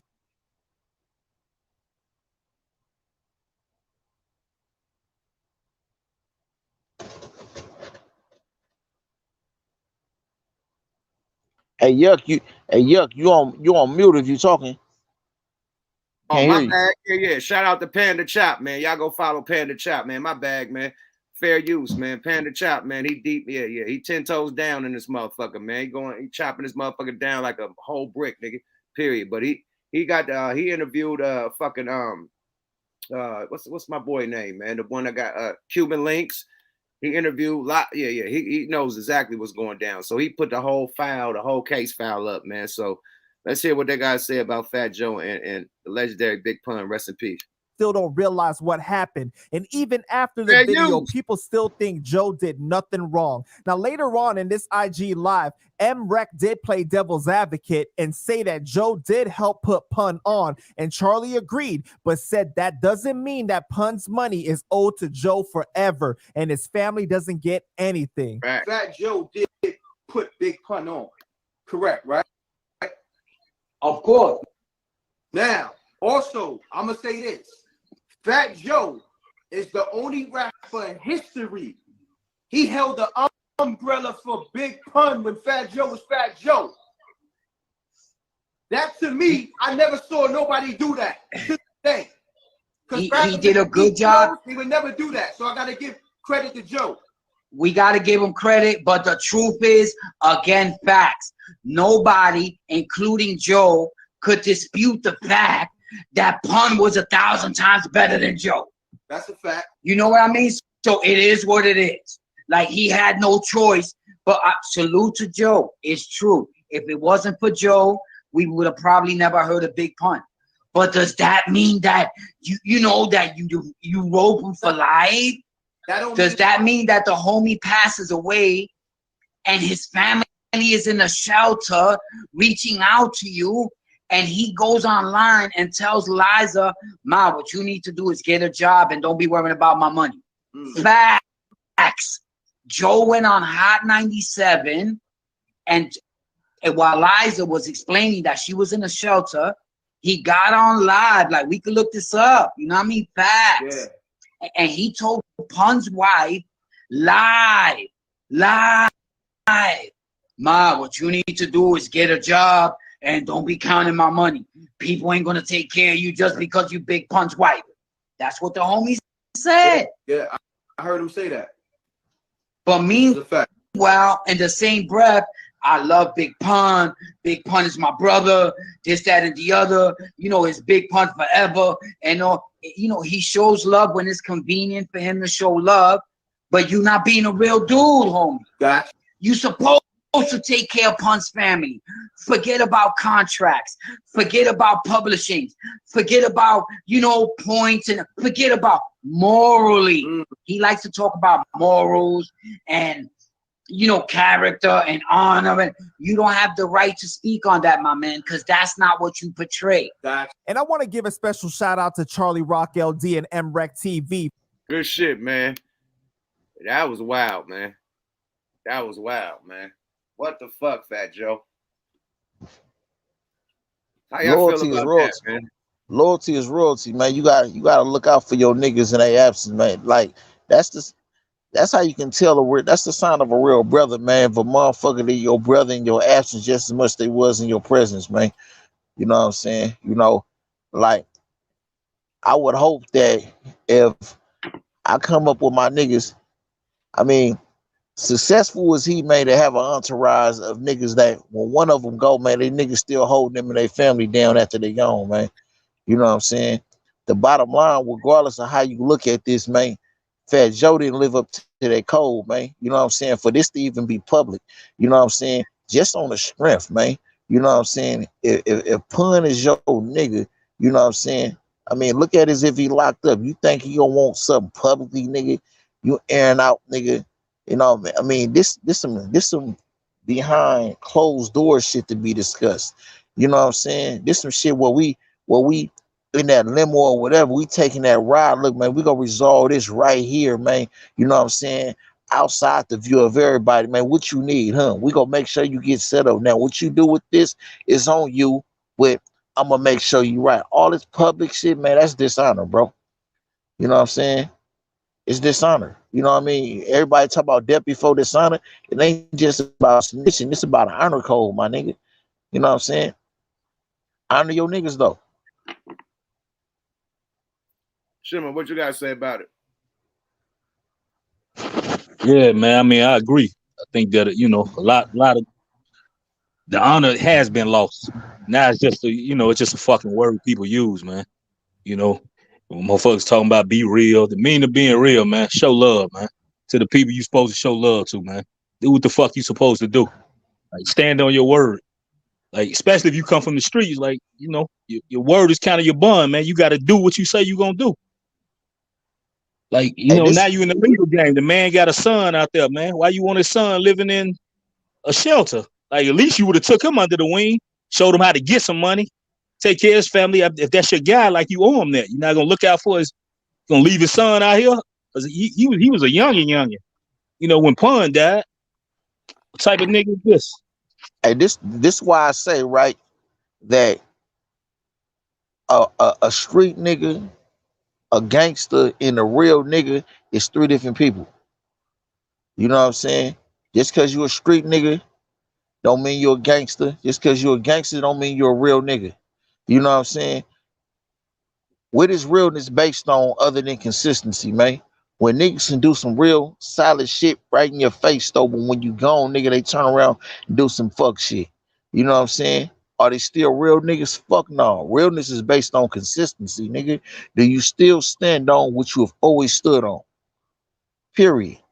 You know what I'm saying? Fuck the the test gangster of shit. time. Just like the old time say when I was little, they used to say, be a man. You got to be a man for you everything, man. Be a man. Look, a man is it don't get around that. It don't get around that word longevity, bro, because you got a lot of men who turn bitches after a while. You know what I'm saying? Or do some bitch shit. It's based on consistency, man. You know what I'm saying? Do you still stand on what you've always stood on, my nigga? That's the test of time, but if he's right a there. man and later on he do some bitch shit, Mike, you gotta Ask yourself, was he really a man from the beginning? No, this is what I'm saying. This is exactly my point. No, you know, this like a real niggas, real shit. A realness is based on consistency, bro. It ain't based on no temporary deeds or what a motherfucker do real quick. Okay, that might have been cool for that moment, but do you still stand on it? What you've always stood on? When you gone. Go ahead. Not to cut you off. I want to get into some industry shit, man. Yes, sir. The industry is cutthroat, man, and that's what we dealing with, man. This ain't the first time this shit happened, man. Niggas is mad at Puff about Biggie shit. The mama mad at the daughter. The Biggie whole immediate family mad at Puff still to this day because of business, because of, you know, they expect more, you know what I mean, or should get more, you know what I mean. But business is business, so it's business, and niggas is going about contracts and what was signed and this, that, and the third, and what was boom. But if you really got love for a motherfucker, fuck the business, fuck the agreements. I'm gonna be fair. And that's all the Charlie LD niggas like, fuck them contracts, fuck them. It's about being fair, my nigga. You know what's fair. You signed the nigga when he was struggling. Nigga probably signed the fuck contract. Then had, you know what I mean, low points. Nigga probably signed the publishing deal for nigga pennies. You know what I mean? Hundreds of thousands when niggas publishing is worth millions of dollars. You know what I mean? And fell for the trap of niggas just being broke and given the opportunity. So Biggie got a publishing deal off the rip, 200,000. Nigga, our publishing deal for 5 on it was way more than that, my nigga. That gave that nigga Biggie 200. And his shit shitted on him, nigga. He had multiple 5 on this, nigga, bigger than 5 on it. So they was mad at the business on the Biggie side of the game. Nigga, Biggie was leaving before he died. He had the whole nigga Junior Mafia, Undias, nigga, they had the label together. Biggie was dipping. He felt he wasn't getting paid right. You know what I mean? So the industry is cutthroat, my nigga. Pac was leaving. Pac felt like he wasn't getting paid right. He started Machiavelli Records on the way out. You know, so niggas have sensed the game and make an exit. You know what I mean? Period. When the game is fucked up. But even when a motherfucker gets smart and try to make an exit, a nigga still should be fair, my nigga. A motherfucker left behind children, a wife. You know what I mean? Like the legacy. It's called the estate. You gotta make the estate great, my nigga. Period. Whatever that you had an agreement, whatever, nigga, get that to the estate. Get that to the children and the family, bro. That's only right. That's only religious. That's only righteous. Fuck them them contracts die when a nigga die. It's non-void. So how the fuck you still applying to a contract when a motherfucker is dead? That contract is non and void. How the fuck are we applying by these rules when he's dead? So fuck the contract. If they died, nigga, boom, be fair. How you still abiding by these, whatever it was, and this man is dead? That X's out the contract. So what the fuck are we doing here, man? So my bad for going on the industry rant, but yeah, man, this shit is happening across the board. Real. It's well deserved. It's well needed, man. It's all relative, bro. We all saying the same shit. You know what I'm saying? My thing is, you know, it just we alive right now. We alive right now, man. You know, yeah. You know, business with us. You know what I mean? The loonies. You know what I mean? We supposed to have our masters. C got our masters. You know what I mean? So at the end of the day, like, niggas don't play fair. You know what I mean? Like, across the board. Nigga, you hear the shit that go down with the old shit. You know, we've been on this motherfucker talking shit about each other. But that's because business is bad. If business was good, nigga, we'd be saluting, popping bottles and shit. Yeah, we did it. But when business is bad, niggas gonna have shit to talk. You know, niggas can't say nothing like this about Fat Joe if the business wasn't bad. Period. That's it. Joe is legendary. It's no disrespect to what he done. We can't take away what he brought to the table, the artists he put on. We can't take away his accolades. We're talking about business. And that's bad fucking business. Period. If a nigga dead, the contract is dead, my nigga. The fuck are you rolling about? Oh, I had this percentage and we had no. That shit is out the window. He's dead. Now let's go by morals and principles and fairness. Right? Right. That's how it's supposed to be. But you know, look, the way I see it, man, like, you know, people talk this love shit, man. It's like what Mike was saying earlier, man. You got to show and prove, though. You know, there's so many people I lost. Gee, you know how many times I wish I would have did this and that. like what I come to realize, man, like people, you know, they value money more than people, man. If you really love somebody, man, like people are the most important thing, G. That's the only motherfucking thing they gonna remember, yup. Like, of course you need money, you gotta take care of your family first, but if you can help somebody, man, help them. Nobody's gonna remember how much fucking money you got or had, G, when you die, man. Only thing they're gonna remember is like how you treated people, man. This is the legacy that you're gonna leave. I don't think people understand that. We value things more than we do people, man. Like show some fucking love, man, to the people that you're supposed to love, man. And the people that's making the fucking money that you earning, bro. Joe Budden, man. Shout out to the Joe Budden podcast, man. I still think they the dopest podcast. I fuck with them over Drink Champs. Sorry about that. But Joe Budden podcast, they said, if anybody watched Snowfall, y'all watch Snowfall in this motherfucker?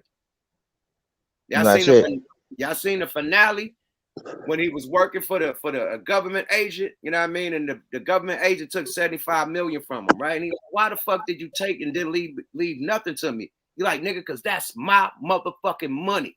You wouldn't have this money. You wouldn't have this lifestyle if it wasn't for me. I made you, nigga. I made that money. So it's the government money, nigga. So we took it back.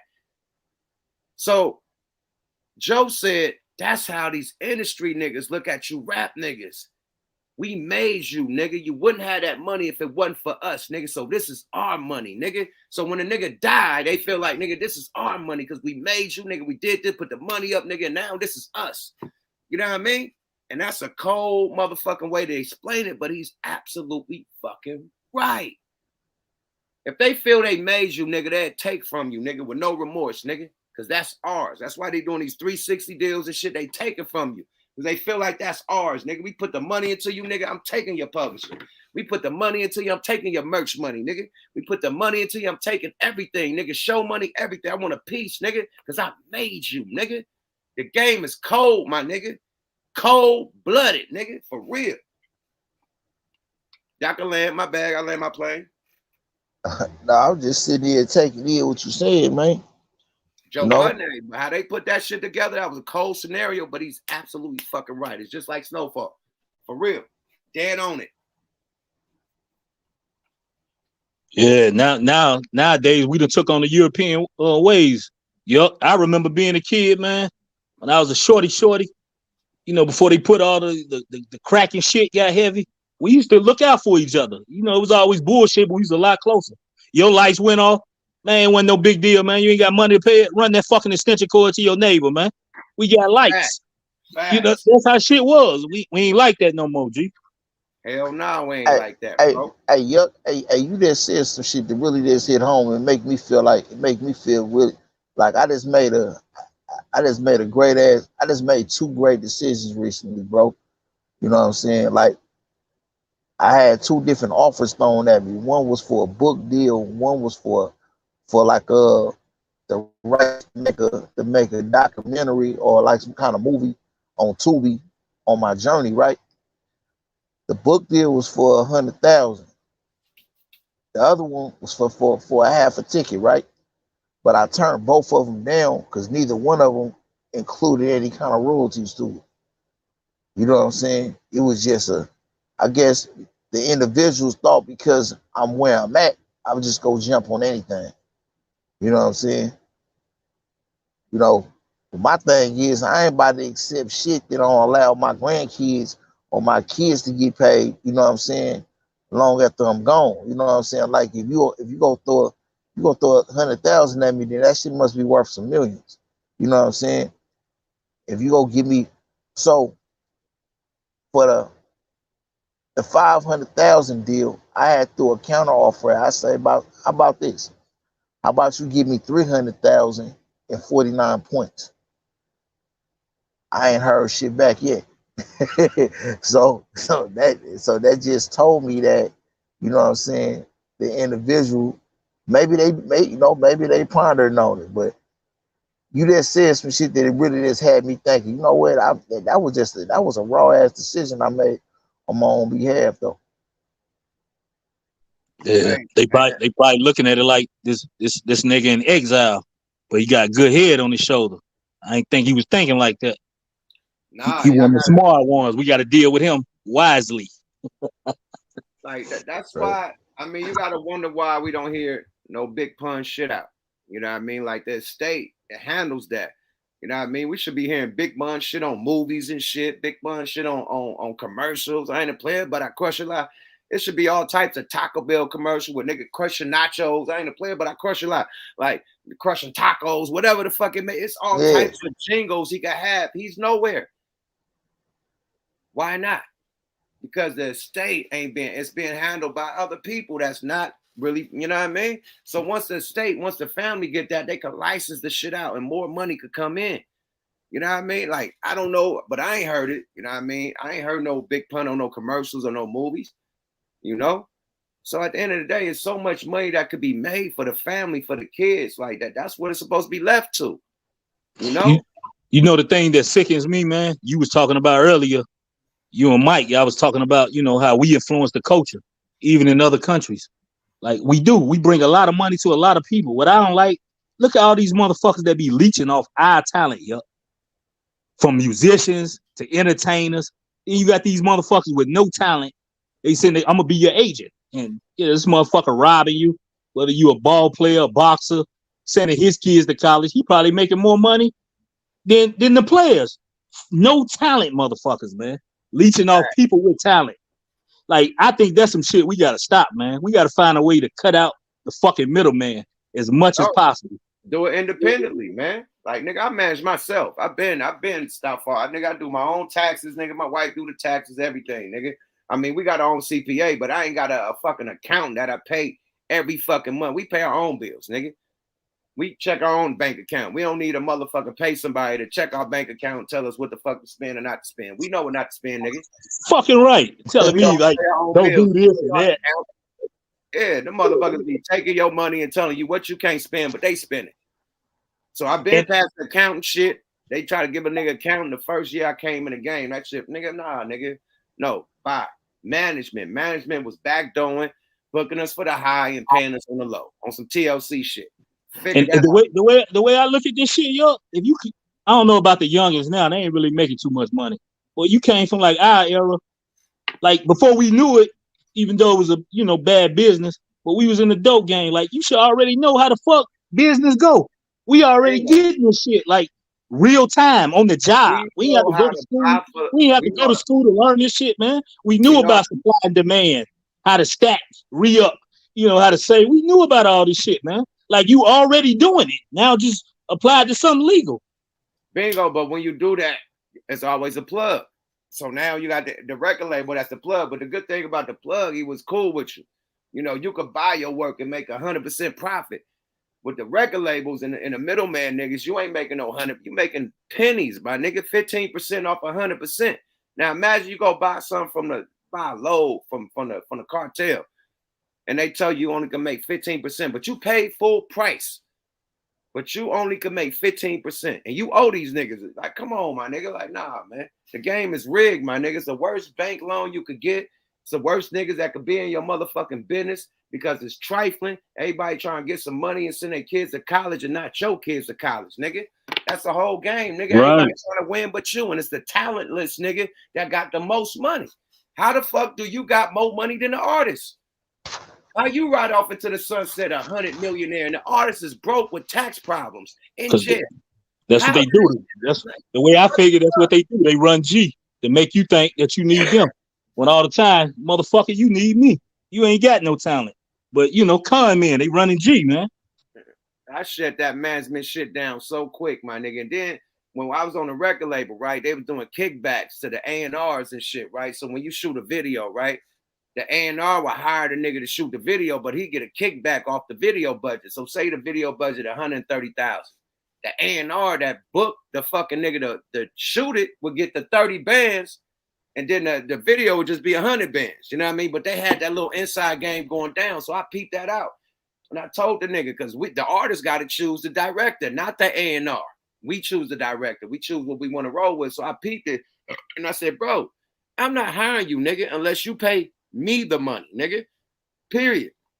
That nigga said, I'll give you the money, fuck it, hire me. And I hired him, and the nigga gave me the cut instead of the A&R.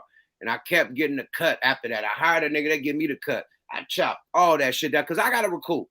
The A&R is getting my money, nigga. The rapper got to recoup all this shit. So if a nigga getting cuts and back doors, nigga, I'm getting that. That's advance off some shit I got to pay back. Give it to me, nigga. Period. Fuck that. So it's a cold game. It's all types of little backdoor shit that they be doing in the office. You know what I mean? Let alone the owner of the record label that's doing backdoor shit. So yeah, it's a lot of shit. That's why you got to manage your own shit and be independent, my nigga. Period. And I think you hit on the crucial point. You say they do all this shit, and then so they can send their kids to college. Facts. You see how kids to college. You fucking right. You see how the cycle continue? Like it's all about the youth. I'm gonna make sure my kids running so they can keep ruling over your fucking kids and keep eating off your kids like I ate off you. Same shit, man. Let me pull up some shit. Talk y'all shit right quick. I'm gonna pull up some shit right quick. I'm just sitting here dissecting what bro mentioning, bro, because like I'm coming in. It's like I'm coming into an industry, bro. Like this podcasting and all this shit. You know what I mean? This shit I'm on got some real potential to it, man. So it's like I'm really taking them notes down, man, on all that shit. You know what I'm saying? No, you gotta know it. In the 48 Laws of Power, Robert Greene called it standing on the shoulders of giants, meaning that, you know what I'm saying?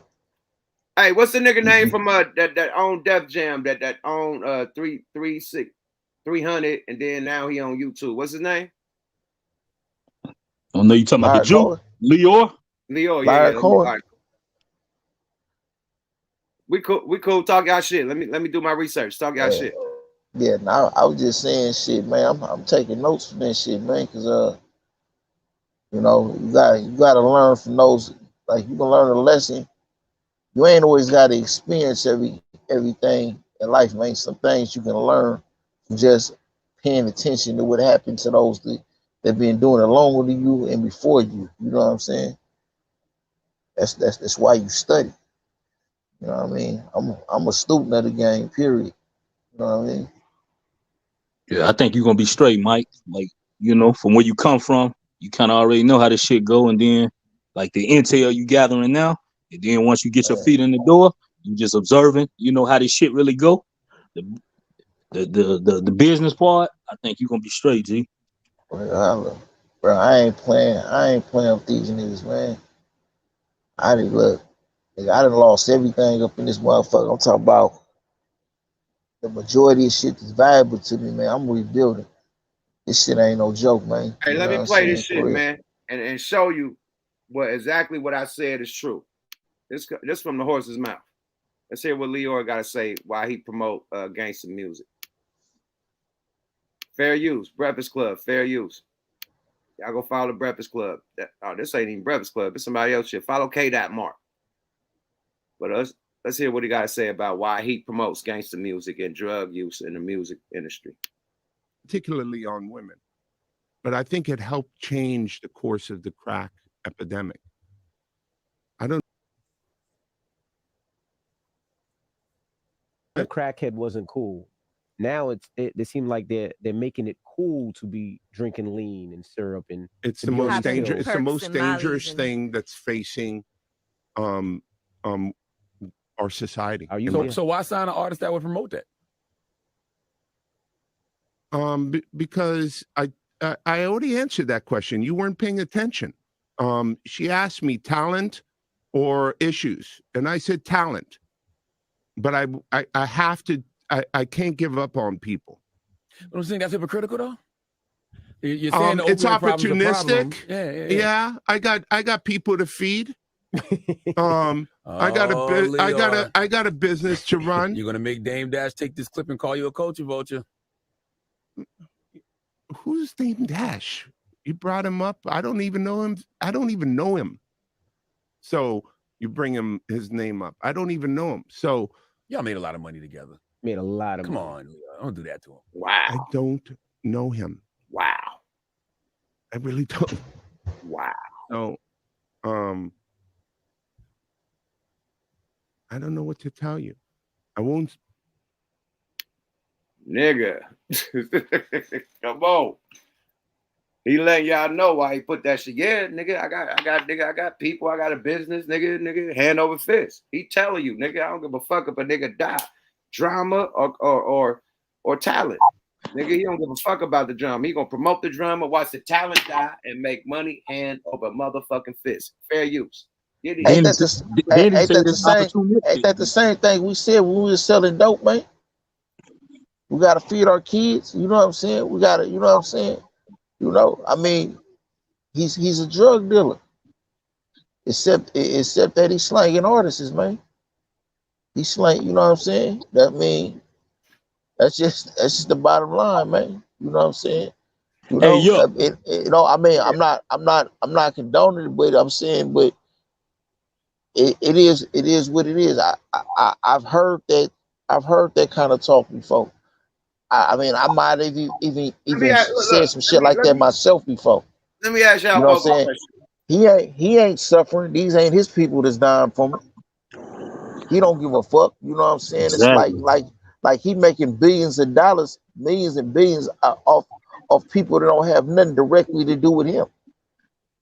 But people are dying over this music, bro. Like it went from, remember, I don't know, I'm an OG, nigga. I'm in my 40s, late 40s. So I remember when hip hop had every different, they had like, I remember niggas was house dancing, break dancing. You had niggas had conscious rap. Niggas had rap for the females. Niggas had rap for gangster rap, street rap. It was hella different levels of hip hop. You know what I mean? Backpack rap. And it was all being promoted on the radio. Right now, it's only one motherfucking era of rap being promoted. And that's all the ratchet shit from the females to the niggas. All the drug use, all the spinning on the nigga, killing your op, twerking and stripping and robbing niggas and fuck broke nigga. That's being promoted on the fucking radio. You dig? Nothing else. You can't have the positive, nigga. They don't have Kendrick Lamar on the radio all day. They don't have J. Cole. The songs that they got is like the ones for the bitches in the club and shit. They ain't got their positive songs on the radio. They don't. You know what I mean? So it's an agenda, bro. It's to dumb us down, nigga. It's to take us out. And it's to fuck us up, man. Period.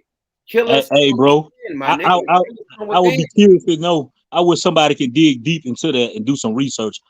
I'm confident that all these record execs that's promoting this shit, I bet you the motherfuckers all invested in prisons. I bet you they are. All the record labels is invested in, so they win 3 times. They win off you just regularly just signing you. They win it because they get more money than you. You die, they got insurance on you, and you sell records. When you die, they get money off your death and your sales. And then if you go to jail, they get money because they invested in the prison industrial industry, in the complex, nigga. They invested, nigga. Some of the biggest record labels are invested in the prison industrial complex shit, boy. Private prisons, nigga. Fucking right. I figured that. Hearing that from you just confirmed. Go ahead. I figured that, and hearing it from you just confirmed what I was already thinking.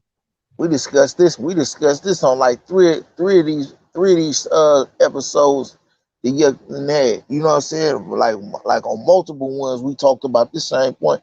Yeah, you know what I'm saying? And really hearing dudes say that, I mean, it didn't confirm it. It didn't confirm it. It was just, I mean, you know, it's an affirmation. Look, hold on.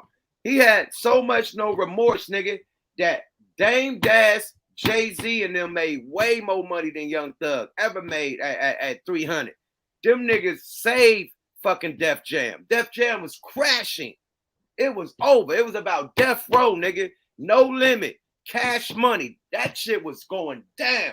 Jay-Z and Rockefeller saved that shit with the whole nigga. Everybody that came, Beanie Siegel, nigga, Kanye, Jay, everybody, Rihanna, all that, they saved that shit. And for this nigga to say, I don't know him, that's no fucking remorse, my nigga. You made hundreds of billions of dollars off these niggas, and now you don't know him, but you know Jay-Z. Hey, you know what though? Out of here, my nigga. Hey, that's you know what? Bullshit. I expect that.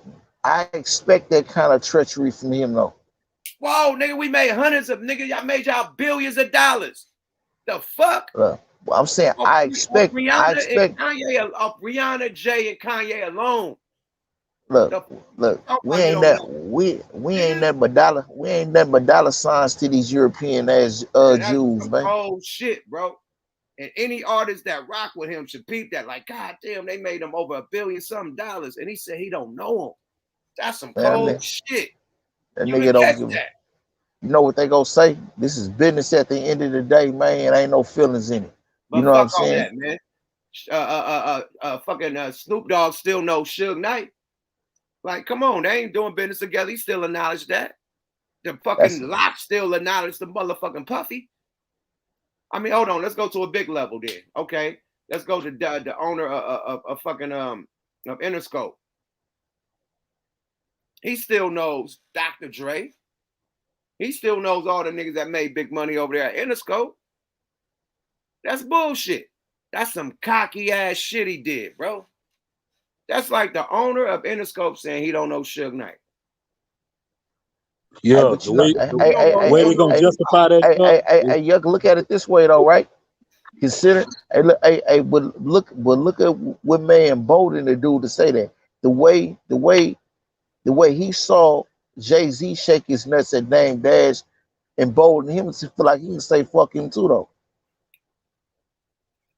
I heard motherfuckers saying they made a hole. Made a hole say, okay, so make another hole. He did, nigga. That nigga You know what I'm bought. saying? Nigga, hold on, man. Stop all this bullshit, man. That nigga brought Kanye to the table, man. Jay only want that nigga to make beats. Let's make that clear, nigga. Motherfucking Dame Dash and Biggs put that nigga in the studio and got it. You know what I mean? Let him get down. Jay didn't want that nigga to rap. He want that nigga to do his beats. The fuck you made? Kanye is just as big. He made another one. That was fucking Dame Dash. Yeah. Jay didn't discover that nigga. Jay want that nigga to do beats. I'm in agreement with you, right? I'm just saying. He bought Kanye.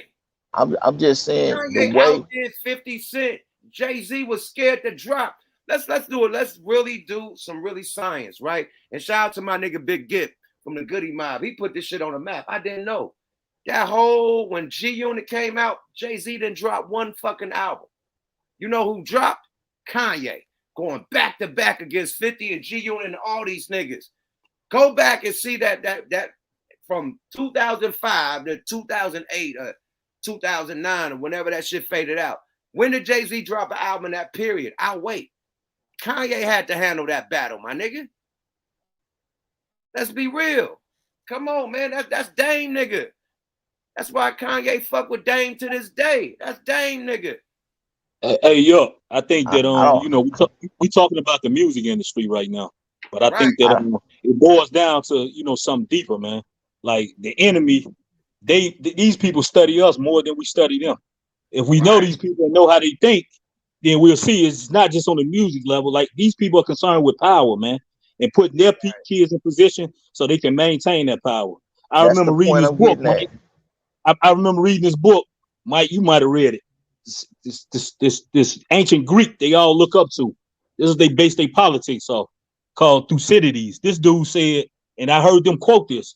He said, "Power is only a question, or justice is only a question among equals." Meaning, if you're not equal to me, don't talk to me about no fucking justice. You too weak. You can't do nothing about it. That's how they look at us. Like we're dumb. So they probably look at it like we doing them a favor. They killing themselves anyway, and we getting them to make money. So all these people kind of look down on us, man. They said, hold on. They said the last one I make up is Lucky Luciano wrote a book, man. Y'all should check it out, called The Last Testament. Right. Before he died when he was in Italy. This dude said we was training our kids how to take over our places in the mafia, in the Jewish mafia. They was teaching their kids to go and be judges and governors and prosecutors. And they end up, when they didn't need us no more, they end up, you know, exposing the mafia. And all the time, the real leader of the mafia was not an Italian.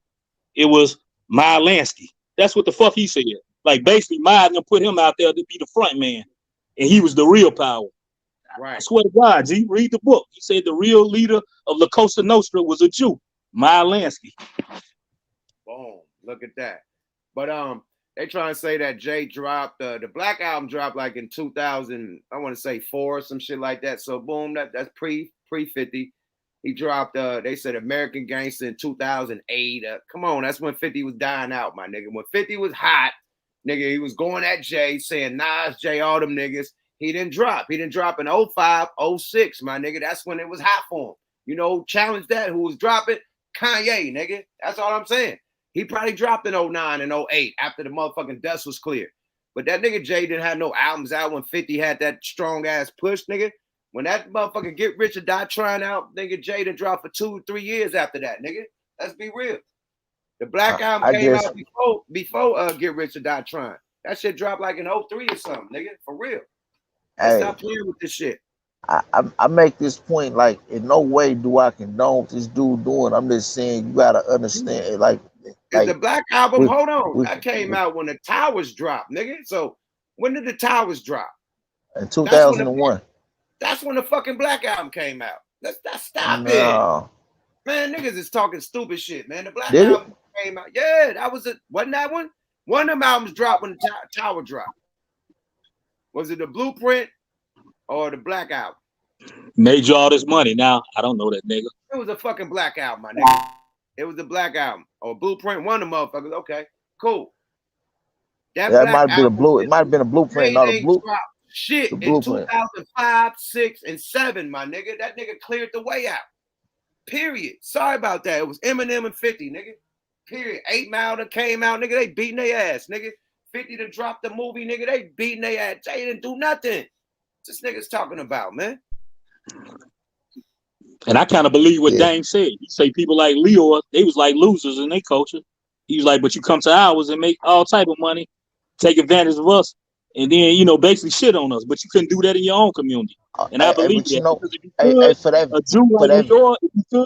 he probably wouldn't be associating with no niggas. For that very reason is why I say I don't expect for exactly what you just said.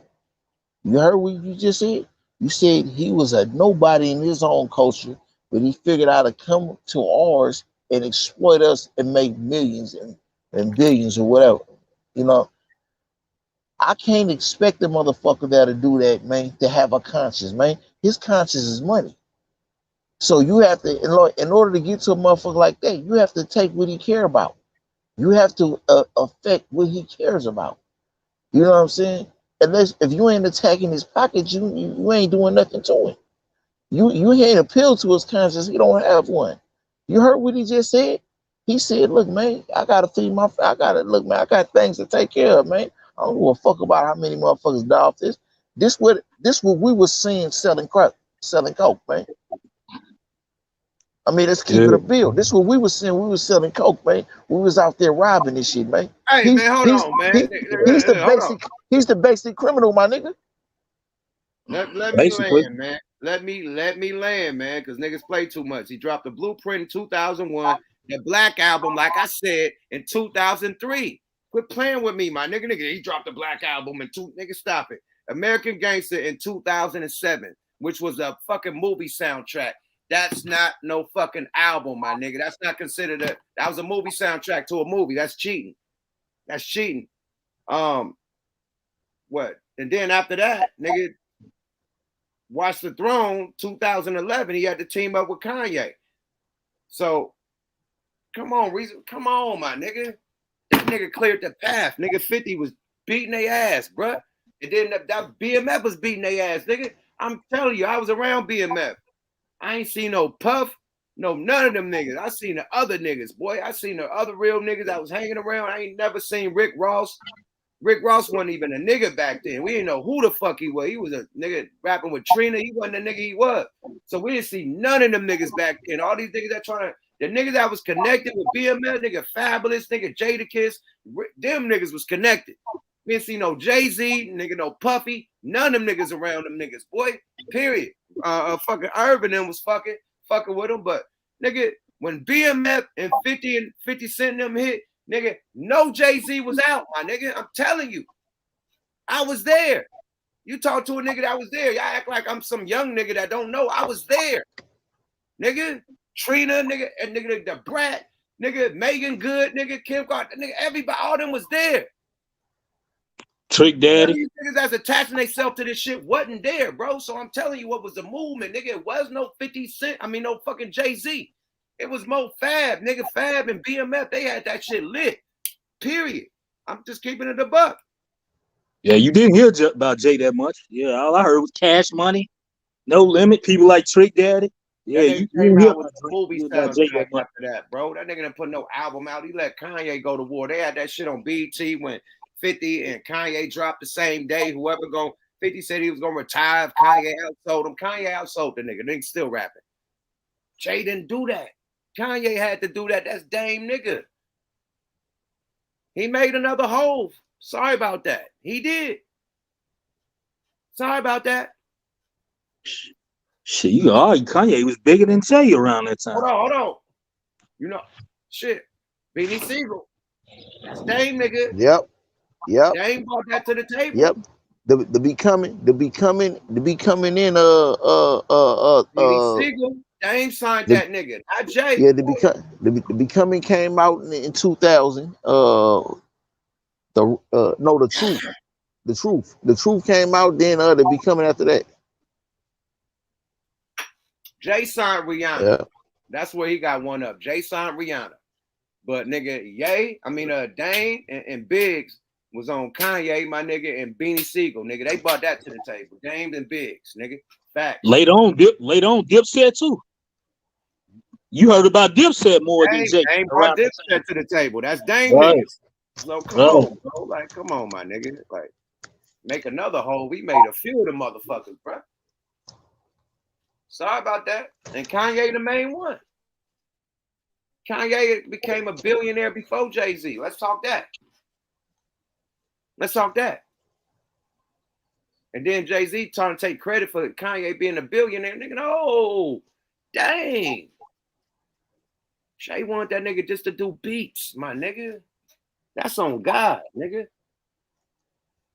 That's on God. That style that Kanye came out with, niggas wasn't on that back then. That was some new shit that nigga was on some other shit, some futuristic shit that would change the game. That's why you got Drake. That's why you got all these niggas rapping with how he rap, the content he rapping. It ain't about being hella gangster. You can just talk about personal life experience, nigga, without just being gangster, going to college, nigga, being a backpack, whatever. But fucking bad bitches and you know what I mean? Like this lifestyle of a nigga with money and ain't from the streets. He made that lane cool. Niggas doing auto-tune and singing, nigga, 808 and heartbreaks. He did that. It was nigga, that's Drake, nigga. That's where Drake got his whole shit from. What are we saying? And that's all Dame. Dame put that money up and come on, man. And now the nigga don't know Dame. You ain't lying though. When Ye came out around that time, I seen a lot of niggas dressing like Ye, wearing the fucking blazers and shit, like the suit coats with the shirt, like with the baseball caps. I'm like, niggas don't dress like that. But Kanye influenced a lot of people, man. Ye That's a shut fact. 50 Cent down. Ye shut his shit down. I'm sorry. Ye shut 50 Cent down. Everybody thought it was a game. They thought it was niggas he had. No, nigga, it was Kanye. That music that was different, that had a vibe that was about the bitches and partying and nigga, real niggas is having fun and shit, whatever. That shit on 50. And then after that, nigga, we didn't hear from him no more. Nigga, the G unit started breaking up and shit. Like it was over. Kanye did that, not Jay. That music, that new style, people was tired of the gangster shit. It switched the wave. When niggas switch the whole style, you know what I mean?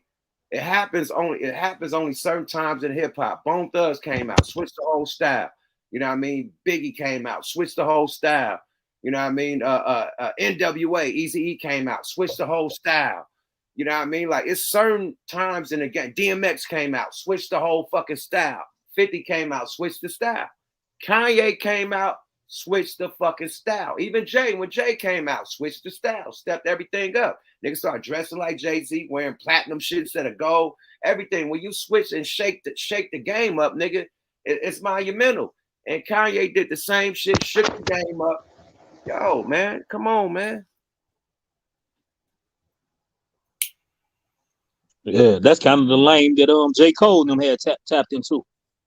Drake, J. Cole, all them niggas tapped into Kanye lane. Period. All them niggas. And they winning. They Kanye Juniors. Nigga. That's a Nigga, fact. even Big Sean. Come on, all that shit is Yep. Kanye content, bro. All that shit is the shit Kanye talk about. Celebrity bitches and normal nerd shit. Period. Straight up with a little bit of game about some historical black shit or whatever, and boom. There Just you go. like, and I'm gonna say something. I don't know if you're gonna agree with it, but just like Pop. Remember when Pop first came out? What lane did Pop tap into? Like on Apocalypse Now and Strictly for My Niggas. It was the nigga Paris. Ain't he from Oakland? Yeah. Walking with the Panthers. That nigga, like that's the Paris from the lane city. Pop tapped into. Yeah. Fact. Yeah. Fact. Yeah, he was. I mean, he was. I mean, he was. Yeah. I can agree with that. I'm just saying, man, we gotta shoot some love. More to the story. We gotta shoot more love to Dame, man. Dame Yeah. put on Jay, my nigga. Jay done put on Dame. Let's not forget that. Right? Yeah. Right. That's the main one. He put on Jay. When Yeah. nobody was signing this nigga. I remember Jay was rapping fast as fuck like a Fushnikin, my nigga. I remember back in the day, Jay was a that's why they He did said the like original. he said like a Fushnikin. Nigga, I'm dead ass serious. And I digged it because it was rapping fast back then. You had Daz Effects, everybody, you had Twister, everybody was rapping hella fast. Jay-Z was one of them fast rapping niggas. I'm telling the truth. Nigga, I'm telling the truth. He got around Biggie and started slowing this shit down. For real. Straight up. I'm telling the truth. That nigga, that's why the originators were so him and Jazz and they rapping fast than a motherfucker. Like, no, nigga, you was a rippity rapping nigga. No label was sign that. No label was sign that, nigga. And Dame said, fuck that. I believe in my nigga. I think Dame told him to slow it down. Somebody told that nigga to slow it down. That nigga said like a Fushnikin, nigga. I would have never thought of that. That nigga was rapping like a fool nigga. My mama, nigga. Go. Oh man. I rip it. I kick it. I rip it. I rip it the shit. I cover the rip.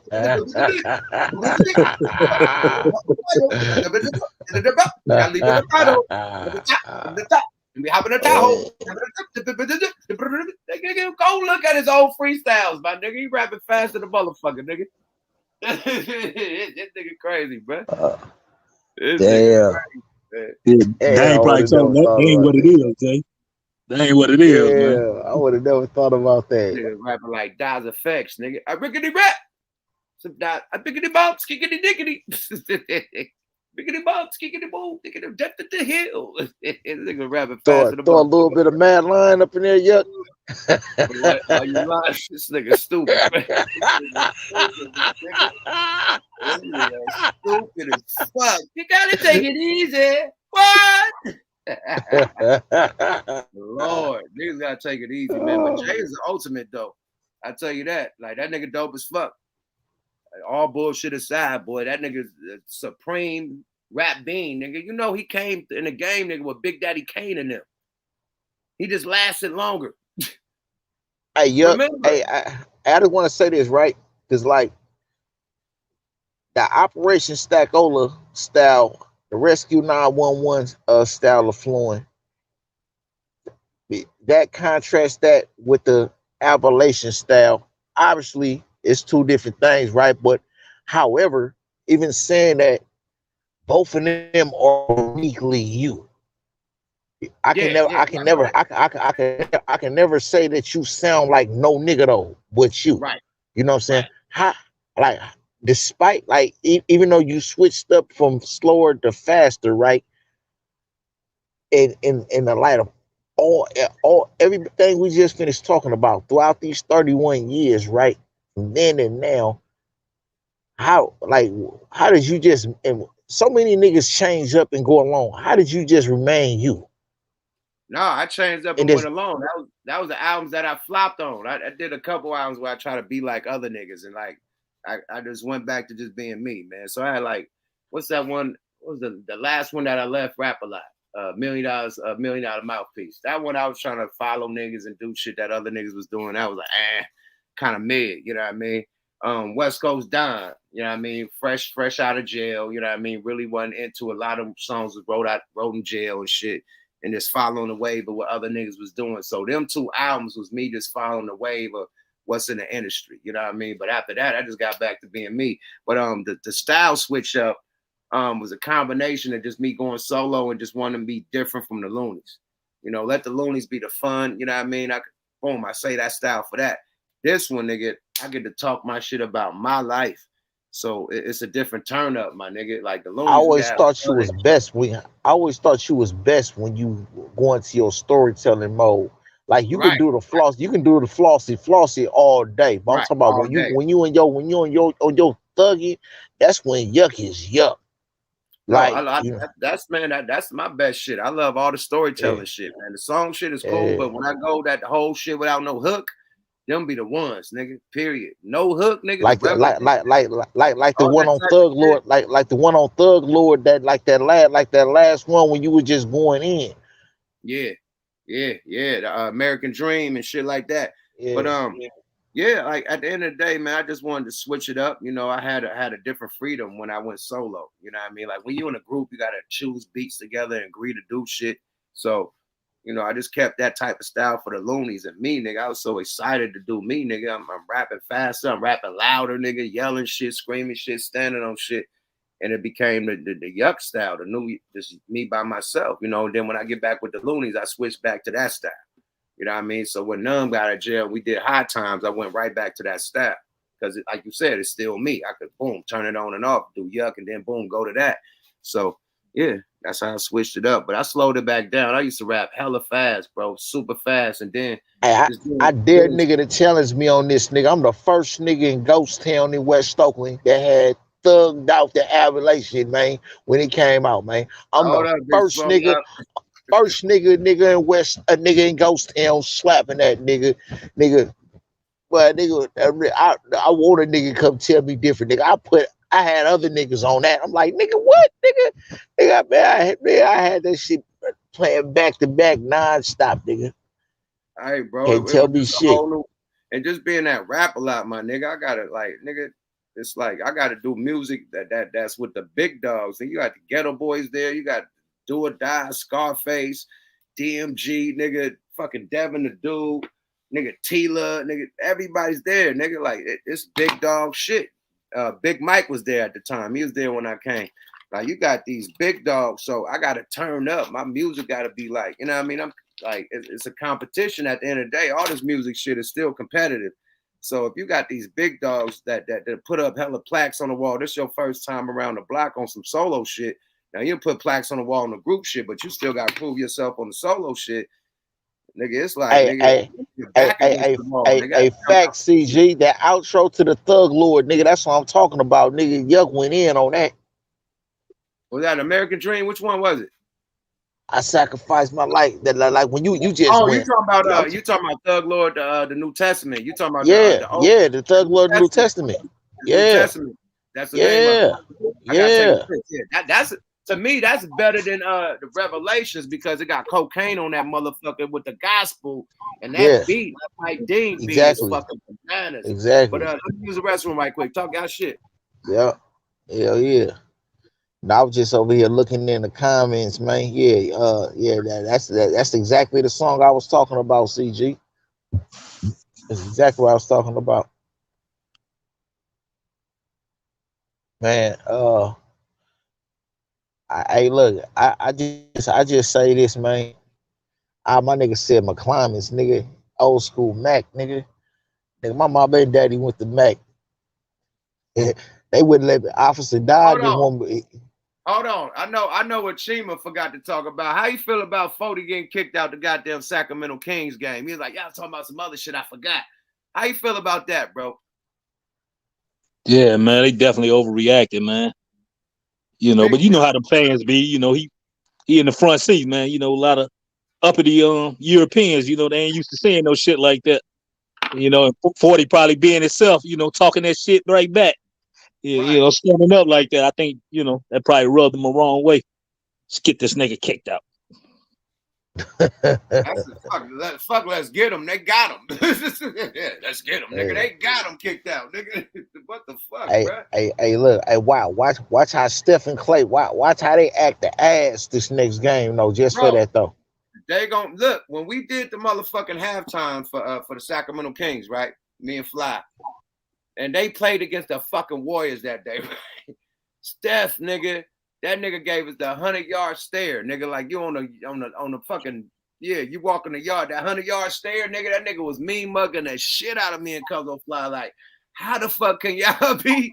We had Kings jerseys on. We just performed. These niggas, I thought the nigga was gonna throw the ball at us. I'm like, they're gonna set up a play to where we get hit with the ball, my nigga. I'm telling you, boy, niggas is mad. The nigga was grilling the shit out of me. And Fly, like, how the fuck is the Loonies performing for the Sacramento Kings, nigga? Y'all from Oakland, nigga. What the fuck y'all doing? I seen all that shit in that nigga eye. That nigga, they all huddling up, nigga. They talking, and they lost that game too. He out the huddle, staring at us, nigga, like this, like, motherfucker, you. Nigga, they huddled up, nigga. He staring at me and Fly. Like, bro, the ball coming our way, nigga. I'm telling you, about to throw the ball and fuck us up, bro. I'm telling you. And then they lost that day, my nigga, for real. So, yeah, it was ugly, man, period. But more of the story is we got hired for them. A lot of people in the Bay was mad, man. Man, listen, we got a bag to do that, my nigga. Warren G got paid to do it. Warren G a Laker fan for sure. That nigga got paid to do the shit too. But the Laker niggas ain't like, how the fuck, how dare you? Like, nah, my nigga, we got, it's just business. But Warren G from Long Beach. He ain't from LA though. But still, he a motherfucking Laker. Nigga, Snoop Dogg got the Laker motherfucking lowrider. They Lakers, nigga. They fuck with Kobe the long way. You feel me? LA County. Yeah, and this nigga, he performing at a Sacramento Kings show. Kings game. So nobody was mad at him, but the nigga Steph Curry was mad as fuck. I'm like, Fly was hella overdoing it. That nigga, every time, nigga, like, every time motherfucking Sacramento Kings score, nigga, Fly is jumping out the seat like Pop on above the rim. Like Birdie, nigga, he out, yeah, nigga, woo, woo, woo, woo. Walking across, nigga, the floor. I'm like, nigga, sit down, nigga. So Fly was putting it on extra thick, nigga, like really cheering for the fucking Sacramento Kings. I'm like, bro, you making us look crazy. So, yeah, Steph was hella mad. So I think it's a rivalry. I think it's a little rivalry, more the story. It's becoming a rivalry. We thought the LA Lakers and the Golden State was a rivalry. The Sacramento Kings and the fucking Golden State is the new rivalry. I'm gonna put that in the air. If the Kings win this series, it's a rivalry. Other than that, it ain't no rivalry. The Warriors, hey, look, it's like this, right? The Warriors, how many times we just saw the Warriors drop a game to a motherfucking opponent, right? Just to come back and destroy their ass like 4 games in a row or 3 games in a row and come back. They go do that to dissect you. They go see what you do at your best. Because the Kings definitely gave the Warriors their best. You know what I'm saying? They wouldn't in cruise control on that. You know what I'm saying? The Warriors go come back and trounce their ass from that. Watch this 40. Watch how this E-40 situation may give motivation to Steph and them. Just watch it. I believe 40 gonna have to dunk it the next game. And Golden State. 40 and Steph and them. 40 and Steph and them is like, look, check this out, Sahab. Check this out. Check this out, Sahab. This nigga stupid. Hey, but looking at it from the Sacramento Kings, looking at it from the weaponization. Check this out about weaponization. The Kings fans, I believe they felt like they've been getting shitted on though. Like nobody even talk about them in Cali. You hear about the Clippers more than them. They feel like, shit, we here now. That young boy balling in Sacramento. The lefty, was his name? De'Aaron Fox? Man, dude. Fox tried to dunk a couple times. Nigga. I watched him in college when he was playing for Kentucky. Like, yeah, he's something serious. Yeah, that nigga serious, man. I met them niggas. All them niggas cool as fuck, man. You know what I mean? Salute the Sacramento Kings. All them niggas, boy. We was out there when them niggas, we had to do our sound check when them niggas was practicing. Fly told all them tall niggas, nigga, I'm going to dunk on all 3 of you niggas, boy. That nigga said, boy, I'll give you 20 bands. You can dunk on me. I'll give you a dub, nigga. You can dunk on me right now, nigga. He was serious, too. Fly grabbed the ball, said, nah, nigga. That nigga guarded Fly up hella shit. I said, nah, bro, we playing, man. I think if Sacramento add some more pieces, they still young. Like, I think they can be definitely forced to be reckoned with in the West. But this year, I don't think they fucking with the Warriors, man. Them boys been together too long. They got a lot of experience. They've been there before. Yeah. They know what the fuck they doing, man. Hey, you know, Go ahead. you know what the Warriors remind me of how the Lakers used to be, right? You know how they'd do just enough during the regular season to make it to the playoffs, then they just act the ass once they get in the playoffs. So that's when they just come into their element. That's what the Warriors have become. Like they done broke all the regular season records, so they ain't got that improved on the regular season no more. They done did all that shit. About the regular season, Yeah, my nigga. so now it's just about getting into that motherfucker. If they win it, like they win this year, they win it all this year, man. Look, they got another one. They got at least one more in them, man. I'm talking about like you look. I mean, Wiggins and them ain't going nowhere, man. You know what I'm saying? They brought back GP2. You know what I'm saying? You know, Poole ain't going nowhere. Hold on. Gary Payton is back? Yeah, he back. GP2 is back. They traded for and got him back. In the first place? Because of the money situation. Because he thought he was worth more than what he was worth. You know what I'm saying? I think he was worth that though. He was like a major part. The Warriors didn't think that. I think Jordan Poole was worth more than that nigga, man. So he thought he was Jordan Poole, even though he played a major role in the playoffs and shit. Definitely, but Jordan Poole was doing more shit than him, you know. And he was second string. He wasn't even starting, right?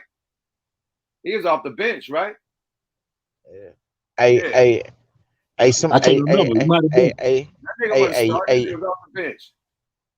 Somebody said y'all forgetting Mike Brown, no Golden State or offense and no Golden State inside. Look, man, Golden State turned that defense up on their ass, man. You know what I'm saying? Look, they toyed with them dudes, man. They went up by 10 points, then let them come back, man. I can't. You notice that Steph and them wasn't even really that mad. They wasn't really tripping when they lost their game. Fuck, bro. Come on, man. This is like how Floyd be doing, man. Floyd will let you get the first 3 rounds just to figure you out because he don't study tape. You know, he used them first 3 or 4 rounds of study. After that 3rd or 4th round, nigga, you're fucked. He tearing you up the whole rest of the shit, probably knock you out. It's over. Then you ain't got no answer. That's all I'm saying, man. Gonna play with you and figure you out. And like you said, I think the Warriors playing with them, trying to figure them out. You feel me? Yeah, that's all I'm saying. That's all I'm saying. They I didn't see them do this. I didn't see them do this multiple times, man. They give them that game 1 just to see. You know what I mean? Is they bring the intent? The Kings brought the intensity, man. They probably played their best game. You know what I'm saying? Oh, Come on, man. They put all nigga heart, soul, nigga mind, body, and soul into that nigga. Hell yeah, man.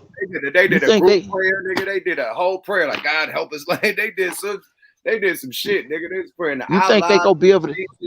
And Mary, nigga, everybody. You think they gonna be able to do that for a whole fucking series? Absolutely not. But the Warriors can do that though. Mm-hmm. They didn't demonstrate they can do it. Yeah. Another thing about the Warriors, man, they got competent people running the organization, man. They putting people, you know, they people want to win, man. Like, look at what they doing already.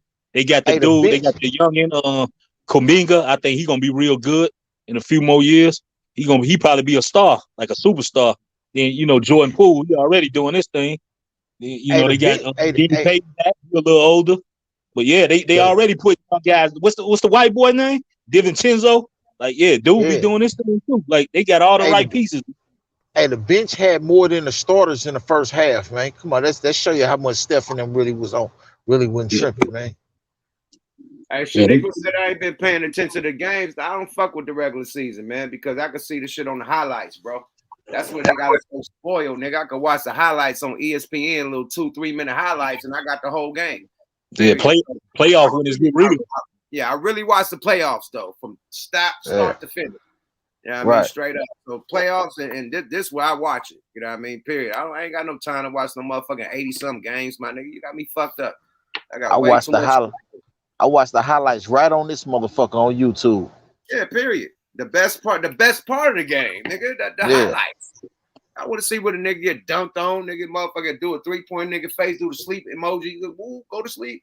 I need to see that. I don't need to see the whole motherfucking game to get to that. You know what I mean? You in LA? Yep. A lot of people they be saying that boy Kawhi Wash, man. That motherfucker right there, man. Something fierce. That Kawhi boy Leonard. started working. He started working out with Kobe before Kobe died, man. Like he got Kobe whole game, man. That motherfucker is efficient, man. You seen Yeah, how you seen how he torched the Suns? him and the nigga from Boston. What's the nigga name? What's the nigga? Oh boy, man, the goddamn, I got him right Who, here. Brown? Which one? No, my nigga, Jason Tatum. Oh yeah, Tatum. Yeah. Yeah, he was a Kobe student too. Yeah, Tatum a Kobe student. Is Devin Booker a Kobe student? Yeah. Giannis. He was training Giannis too. Oh, Giannis too? Yeah, Kobe was training him before he died. Oh wow, that's why Giannis a beastie boy. That nigga's a beastie boy. That's real Mamba mentality. That Giannis nigga. For real. For real. But shit, man, it's getting late. We gonna end this shit, man. I know niggas got shit to do in the morning, man. I wanted to do a real good What the Fuck Weekly right quick. I really want to ask y'all one more question before we get up out of here, man. You know what I mean? Since I got the real ones on here, man. How y'all feel about the culture vultures being put on blast? Because of Miss Pearly things, you know, the motherfucker Adam 22, everybody being put on blast with this white ring shit, you know, as recently academics signed up to Rumble, you know, taking pictures with Trump and shit, you know. How you feel about this movement that's going down where they're using hip hop content creators to promote, you know, politicians and, you know, different movements and agendas? I just feel like it's being noticed now, but they been doing that shit, man. You know, as far as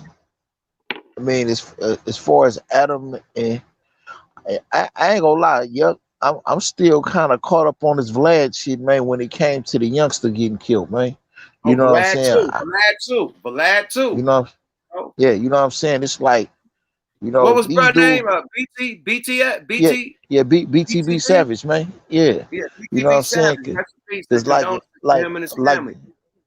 Cause like let's listening to what his mama says, like, I believe her though. Like, he only played one part of it. It's a lot of shit that like this nigga is a rap artist. The only thing you talk about is a robbery he just been in. You don't talk about none of his career and none of that shit. Like, it's like that's the part you show. You know what I'm saying? I don't know, man. I mean, at the end of the day, you know what I mean? I look at it like, I've been said academics, motherfucker. I mean, I've been said Vlad the police. I've been said Adam 22 the police. I've been said all these motherfuckers that do interrogation room style motherfucking interviews is the fucking police. Period. Niggas get arrested, niggas catch case, indictments, and niggas getting killed. Like, that shouldn't be content, nigga. Niggas don't go to the Breakfast Club and get an indictment after that. Niggas don't go to the motherfucking Drink Champs and get an indictment after that. Niggas don't go to motherfucking Joe Budden podcast and get killed after that. It's not happening on our watch. But when you go to these other, you know, podcasts and they want to be so nosy about your criminal shit instead of your fucking industry shit, niggas end up getting indicted and niggas end up getting killed. And it's by design, my nigga. That nigga ain't that interested in your street life. He's being told to ask those questions, my nigga. You better believe it. And it's being reported to the motherfucking police as soon as the interview was done. Nigga, they using niggas' interviews at court. They had the nigga no jumper interview. When Cowboy did a no jumper interview, they had that shit on in court at the Eric Holder Nipsey Hussle trial. When Cowboy was testifying, he had did an interview about this shit on Adam 22, and they played the fucking interview in court. They're using that shit, my nigga. They didn't use the interview from the black nigga. They used the Adam 22 interview in court, my nigga. Just food for thought, my nigga. Hip hop Corn Pro, man. I'm telling you, that shit is real. But you got to give them permission to use your content. Food for thought. Food for thought. You have to do that ahead of time? Nigga, they got to email you and ask you, they can't just put your content in court. You got to agree to that. You got to get a subpoena or something. Right? You can't just use a nigga as evidence in a court without a subpoena or some type of what? Yeah, that's right. You act like you ain't in the court, nigga. You in there. Yeah. Can they bring something to evidence that's not subpoenaed, that you don't, that your lawyer don't know, and that the defense don't know, that's coming through the pipeline? Absolutely not. They got to know about that. That's the discovery law. They got a right to discovery. Boom. And They got a then right to boom, discovery. when the motherfucker trying to use you, they subpoena you.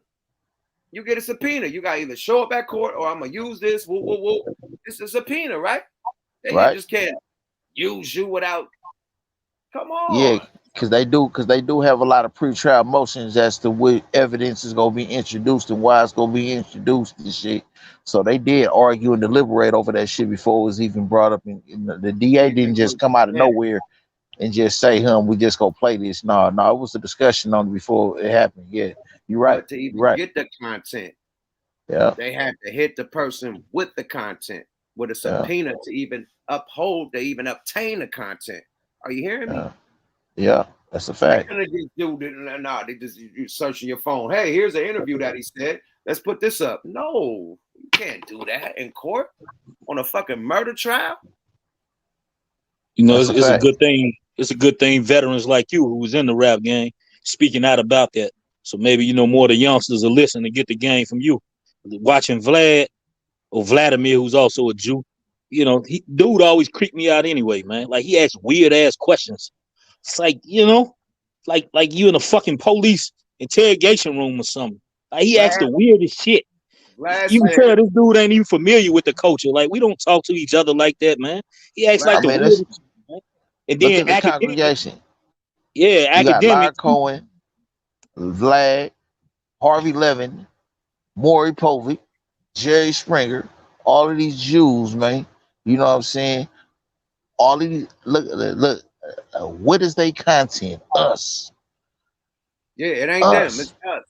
Acting like clowns and assholes. It's us. Yeah, your people ain't interesting enough for you to go do interviews on them and make money. So you come to us and making a living off our pain, misery, ignorance, I got this sort of shit.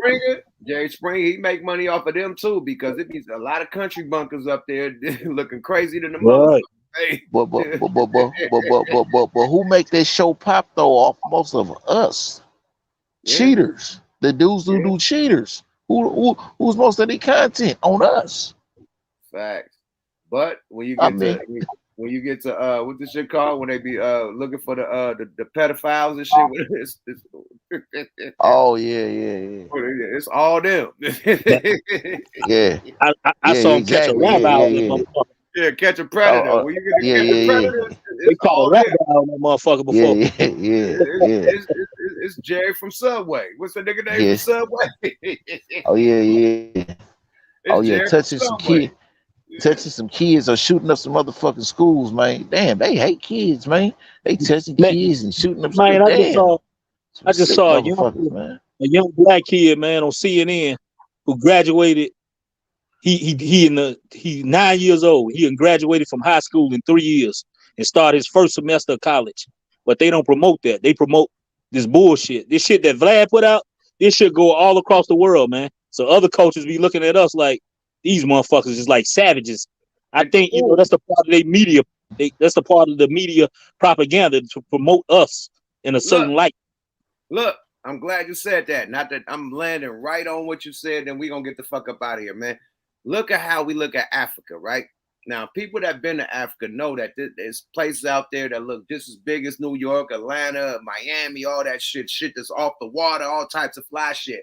But what they promote in America, they promote is poor, they promote starvation, little kids, we gotta get money. You know what I mean? Like, nigga, they living in huts and teepees and shit. Like it's in the 60s and the 30s and shit. In actuality, nigga, they lit over there. So what they promote from America, as far as the African American, they promote Boys in the Hood, Men's Society, New Jack City, Paid in Full, all the gangster movies, right? All the black gangster movies. They don't give a fuck about Scarface, Goodfellas, none of that. All the black gangster movies have been promoted around the world. So the world look at the black Americans like all gangsters, drug dealers, and pimps. You get it? Just like we looked at Africa, like they starving, and we don't want to move out there because they in shacks and they broken. They got flies and shit flying around them with big ass bellies, and they starving. You get it? Indeed. Right. So they promoting this against each other. So we don't want to go back to Africa and go to Ghana like all these other artists and shit and all these other entertainers buying property and open schools in Ghana and shit. They don't want us to do that. They want us to stay here. You know what I mean? And then when the people come here, they don't want them to fuck with us and connect with us. You know, when people, you know, certain people in the Nation of Islam or certain people with certain movies like Marcus Garvey, they got funding from Africa. You know, they don't want that to happen again. So they want to promote Africa as all bad. They don't want us to connect with them. So when the Africans come out here, they don't want them to connect with us. They want to paint us as gangsters and untrustworthy and don't fuck with them. Right. You know what I mean? So it's a whole fucking clusterfuck. That's Shout out stopping us from unifying and fucking with each other because of the image that they promote out there and the image that they promote out here. Shout out, shout out to JT, the bigger figure, and Akon, man, for doing y'all part on changing that notion, though. Shout out Michael Blackston, you know what I mean? He shout out Meek Mill. He bought Big Pat out there, you know what I mean? Michael Blackston opened a school out there. It's a lot of Americans moving to African Americans moving back to Africa, you know, buying land. Land is hella cheap. And then the good thing about Ghana is that they giving American not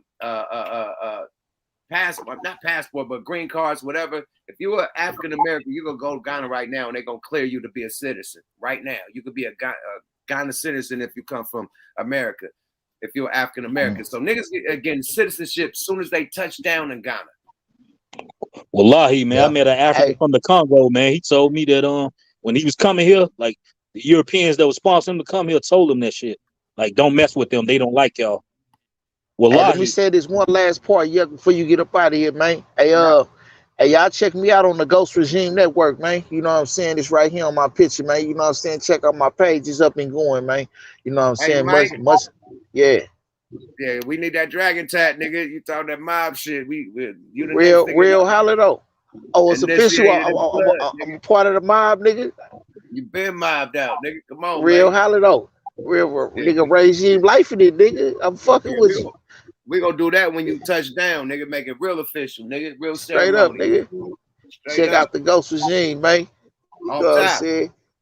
I think I'm already subscribed to you, Mike. I was in that other day, man, when you was interviewing Pimpin' Ken. So I appreciate it, bro. I appreciate the love, man. Let me say this about Academics, though. The boy Academics done came up, man. The thing I don't like about him is he basically blew up off that war and Chirac shit.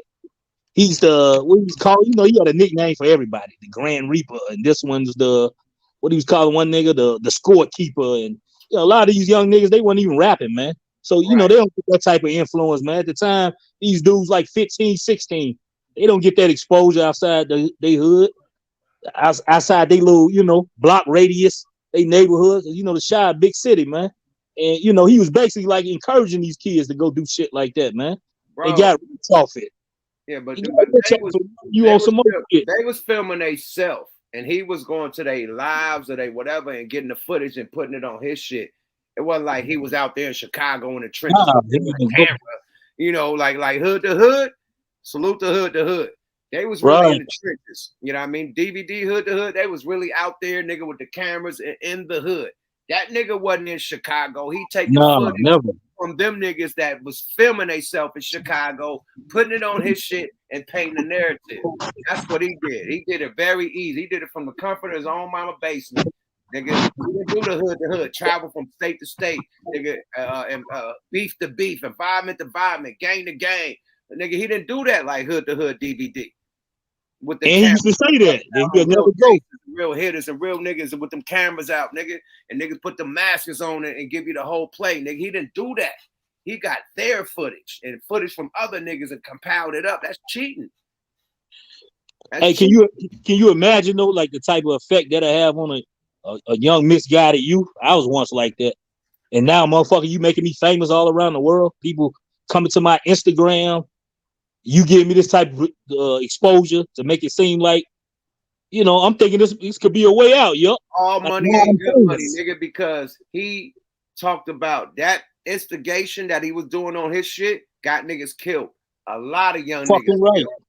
A lot of young niggas killed. And he's saying this nigga pulled up and did, what was the nigga name? Lil J or something? The J, what was that little nigga Lil name? JoJo. Lil JoJo.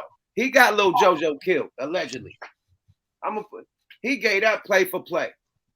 And all of a sudden, JoJo ended up getting killed. He was instigating that whole shit, my nigga. The whole shit. This JoJo side, right here. this JoJo side up on the score. said that. JoJo pulled up on them. JoJo just rolled by. JoJo, he instigated that whole shit. And then JoJo died. Am I lying? OTF winning. They up on the score and all this other shit. They're killing ops like crazy and all this type of shit, man. And niggas salute this dustbag ass nigga, bro. And he got the nerve to talk shit about us. Now he up and talk, oh, you broke ass rap nigga, you done. I got more money than Meek Mill. I got more money. Wow. So you make money off the death of hip hop, make money shitting on hip hop, get the money, and then shit on hip hop. Like that type of shit. That type of shit make me. That type of shit make me mad as a motherfucker, man. I was revenging the because once I'm sure we was all three like that, man, misguided, and you got motherfuckers doing shit like that. Yo, can you think about, like, even before us, all the young niggas that have died, man, all the soldiers that we done lost, and we see what we going against in this country, and they try to promote that. Pretty soon, gee, they want our numbers to be lower than what it is now. They got many soldiers, not niggas talking. If some shit pop off, these niggas will be front line to fight for our people. And how many of us done died? If only they had the right, if only we had the right guidance like that early. And then think about, since they dead, they seed died with them, G. They can't never have no more kids. They gone. They line has been cut off. Think about that, man. And that's what they want, bro. It's the Matrix, my nigga. Look, it's by design, bro. That whole pandemic was to wipe out the rich, my nigga, to wipe out the middle class, to wipe out even the poor was middle class, my nigga. They were surviving. It's so much homelessness, there's so much crime going down, there's so much shit going down because niggas is broke. It's by design. They locked us up. We couldn't get money. It shut shit down for 2 years. Niggas lost businesses, everything. Niggas is homeless, all types of shit. They changed the laws. If it ain't over $1,000, you don't get arrested. So now it's a green light to go do crime. You know what I mean? And niggas is broke. You feel me? Now they making, nigga, anybody could carry a gun in certain states. You ain't got to be licensed. You none of that shit. You all could carry a gun as long as you're 18 and up. Like, they making these new laws to just really fuck us up and design us like that, my nigga. So if you broke and you could go to the fucking gun store and spend your last $400 on the gun and go rob some niggas and go do a stick up or a bank robbery, what you gonna do? It's laying it out. And then boom, say if you go rob Louis Vuitton and you go get some shoes that's only $800, you ain't going to jail. That's under $1,000. You free in the wind. In California, I don't know if that's everywhere else, but in Cali, if it's less than $1,000, that's why niggas is walking in motherfucking Rite Aid, Walgreens, CVS, and just walking out with hands full of shit. Literally, and don't get arrested. Until they decide to kill one. But this shit wasn't going down in 2019, 2018, 2006. When that shit happened, when the world changed, nigga, that's why we going through what we going through, right? That's why the crime is up. Niggas is down left and right. Police is killing niggas left and right. It's by design, my nigga. We was cool. And when Prince said 1999, no, nigga, 2001 9. Hey, but they bring it back Jim Crow in Mississippi though, man. They ain't having that shit out there, man.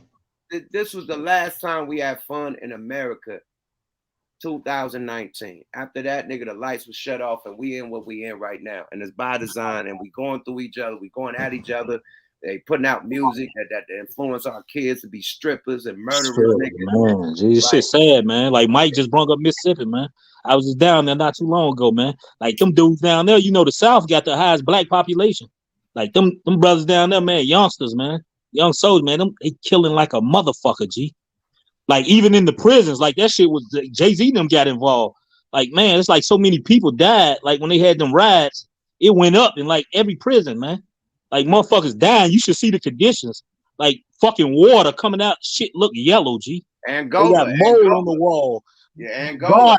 God's giving motherfuckers the keys to go into other niggas' cells, man, and kill them. None of them ain't nothing happened to none of them. Hey, that been going on though. Y'all motherfuckers just now here. That shit been going on. Pandemic, yeah. Yeah, that's been going on. Yeah, that was before the pandemic, man. Like, I can't tell you how many. Like when I was on the 4-year-old, I can't tell you how many motherfuckers, man. That we didn't. The police set up, man, to get knocked down, man, or that they didn't sit there and let them die. But that's a whole nother conversation. Gee, when you go to Mississippi though, man, that shit ain't like you ain't even in fucking America, man. They do what they want to do down there. No, but they trying to bring back hanging in Mississippi. I wouldn't doubt it, man. They trying to they trying to do lethal injection, fucking electrocute a nigga, and they trying to add hanging to the shit, bro. This is man. A nigga suggested that they ain't trying to, but one couple of them motherfuckers, yeah, we need to hang niggas. I'm like, whoa. I just seen in Idaho they got the fire squad coming back, and the fire squad, yeah, Lord, nigga, boy. Hey, all the problems you talking about now, man. I think if we think things are bad now, man, this shit gonna get worse. Like the European is upset right now. Yup, you be talking about China a lot. China's like outdoing these motherfuckers. They don't know what to do. They talking about they stopping the dollar. All these countries are, saying we ain't finna deal with the dollar no more. We gonna use gold and trading our own currency with the Chinese. Even African leaders talking shit now. Like, don't come over here trying to offer us $60 million to promote the LGBTQ. You know what? They know we got like China now. These Europeans gonna get more ruthless. Watch. The whole thing about the oil shit, we don't give a fuck about that. The whole shit, like they regulating this shit to be all electric by like 2028 or 2030, some shit like that. So we going into electric shit. So that ain't gonna harm as far as the oil. What is gonna harm us is the natural resources, them chips that we need for these phones and these computers and shit. You know what I mean? The jewelry, the diamonds, the gold. You know what I mean? The all the other natural. You know what I mean? Minerals, lithium and all that type of shit. Lithium and you know what I mean? All that other shit that we need that come from Africa and shit. That's where we gonna fuck up. We're gonna have shortage on shit. You know what I mean? Shortage on computers, shortage on this. Nigga, you need them. That's why the cars went up. Like last year, cars was like double the price. Because the chips that you use, it was a shortage of the chips that you use to go into the cars. Remember that? It was a shortage in them chips, my nigga. So now the cars that had the chips went from double the price. Niggas that bought a motherfucker, let's say my nigga had a G-Wagon that he bought for $180. He sold his G-Wagon for $300,000 after owning that motherfucker for a year because them chips, you know what I mean? The chip, you couldn't buy a car, you know what I mean? Because chips was short. You know what I mean? So them chips that they use to operate your cars, your phones, your computers, all this, your TVs, everything, them chips, nigga, that's what's gonna be the real shit. Then if you look at it though, all the electric cars gonna need them chips, and that shit come from over there. So, but I mean, just notice though, everything done went up though. Like that's what the Chinese pushing. Like this dollar, they just print this shit out of thin air. It's not even backed by gold. Like, so, the dollar kind of losing its value. You see what I'm saying? So that's why everything going up. They talking about this inflation shit. So the Chinese like, come fuck with us. All our shit is backed by gold. And Russia's on it, Brazil on it, South Africa on it. That's why the dollar's becoming worthless. Let me land. Because I've been around the world and it's called money exchange, foreign exchange. Nigga. Mexico, the motherfucking peso was lower than anything. The dollar ain't gonna never go lower than the peso, my nigga. It's so many countries with money domination that's way lower than the American dollar, my nigga. We still up there. We still up there, my nigga. We is over the European dollar. They had to make the euro to be over. Like we used to go over there and get double the Dutch mark, double. Like we was double in Europe, like literally, like American dollar was double when you go over there. You have 1,000, you go over there get 2,000 in their money. Now they switched it up to the euro, which make they shit more, but it never stopped the American dollar. So it's just the same thing like the Germany did with the euro. But a little bit more expensive, but everything is coming from America, bro. But did you see that? You see the shit that the Mexican president was talking though. He's like, we not a colony of yours no more. They talking about fucking with China.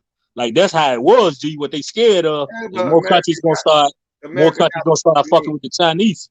What you do see we get from that's what they're scared of. Like, yeah, the only reason why the dollar like that, G, is because the Saudi Arabians, them Arabs, they made a deal with America that we will only trade oil in US dollars. That's how the dollars became the world currency.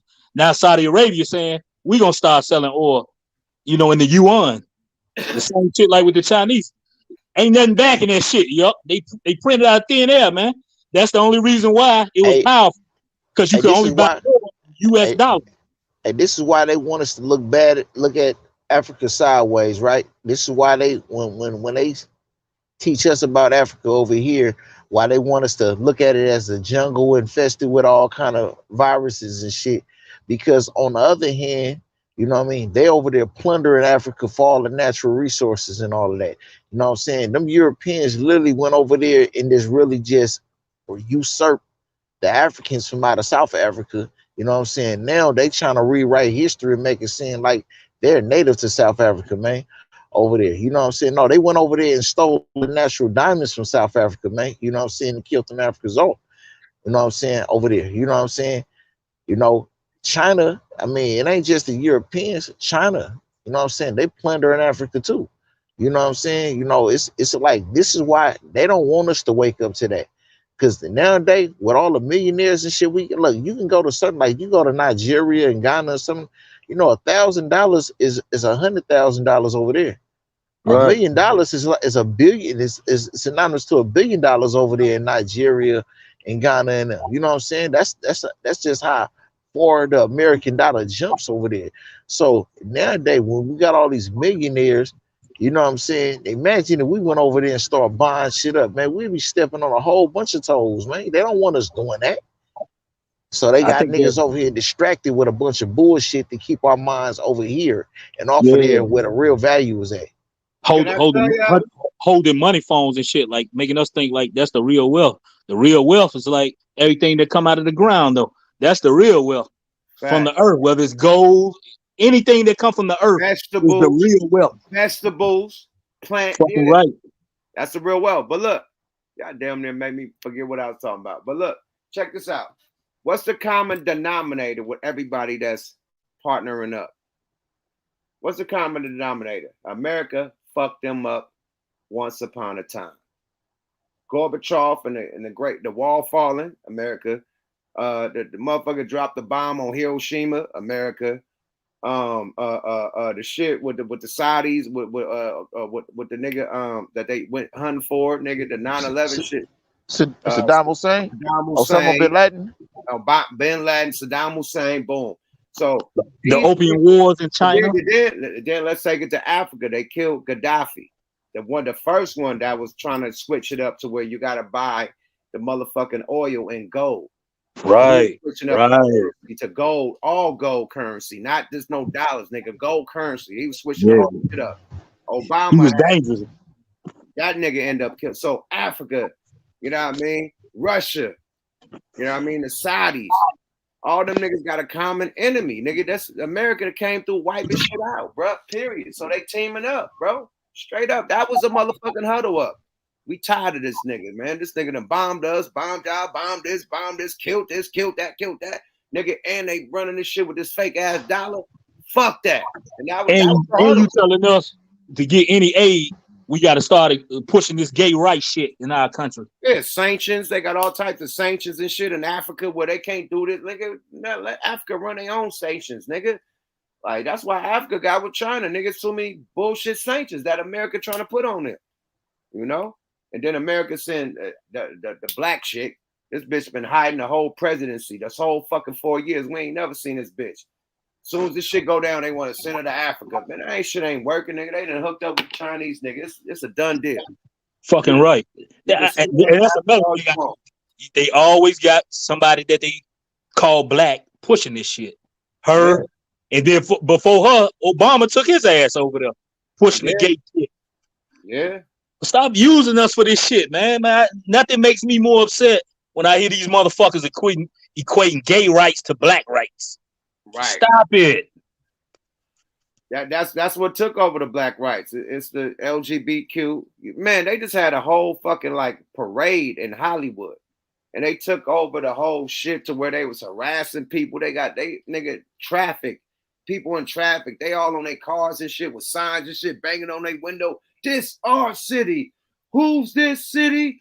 This our city. They are violent running through that motherfucker, and nobody. That's by government design, man. But look, if some niggas and some gangbangers and some rappers went through this motherfucker, this our city, and pounding on cars and signs. It'd be a bloodbath. It would be the most negative fucking press on it. But since it's them, they could do their thing, and then they knocking shit down, bro. These the shooting was a motherfucking transmission. You don't hear nothing about that. Man, they swept that shit right up under the rug. Did he call that nigga a transmission? For about 4 or 5 days. He called that nigga a transmission. You ain't lying, yo. They just skip all over that part. Transformer, more than meets the eye, nigga. You had a pure nigga Decepticon pull through that motherfucker, shoot shit up, and it's no press on it. The thing I hate is that them niggas had more funk and more smoke for Dave Chappelle having a joke than they own people knocking shit down in the whole school. They didn't do no protests. Like they was silent.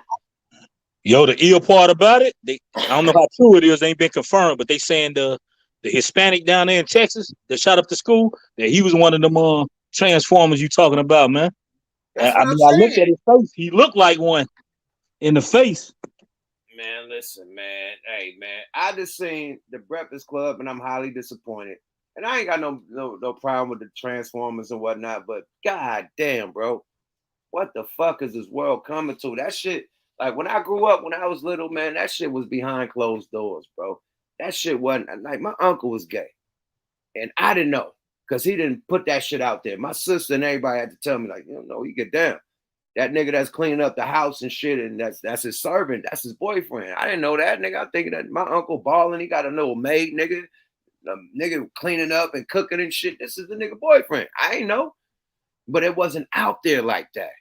They wasn't holding hands and kicking sand, nigga. Like, wait till everybody gone and then they do their thing. They weren't kissing and hugging and none of that shit. Yeah, man. I think the thing that at least I think is for most people, because this is what fucked me up. We don't care what you do, man. Do whatever you do behind closed doors, man. Right. So why you forcing it on us though? I just need a fucking McDonald's commercial, man. They got a black sissy or alternative lifestyle person, whatever you want to call them now, and a white boy. Love is sharing the same fry, giving up your last fry. And fucking kids watching this shit, man. Why you pushing that shit like that? Like, what you think the game is, yo? You think they know this motherfucker finna fall, so they trying to make the men feminine? Like, I mean, what's the fucking agenda, man? That's what I'm saying. If y'all want to know the agenda, so all you gotta do is go online and Google the Willie Lynch letters, and you will understand what the agenda. No. That's different. It's a motherfucking. Behold a pale horse. It's a pedo agenda, bro. Like, check out what the Pope did. Told the motherfucker, not the Pope. What was that, man? The Dalai Lama. Let me rephrase that. The Dalai Lama asked the kid to suck his fucking tongue. Yeah, I saw that, man.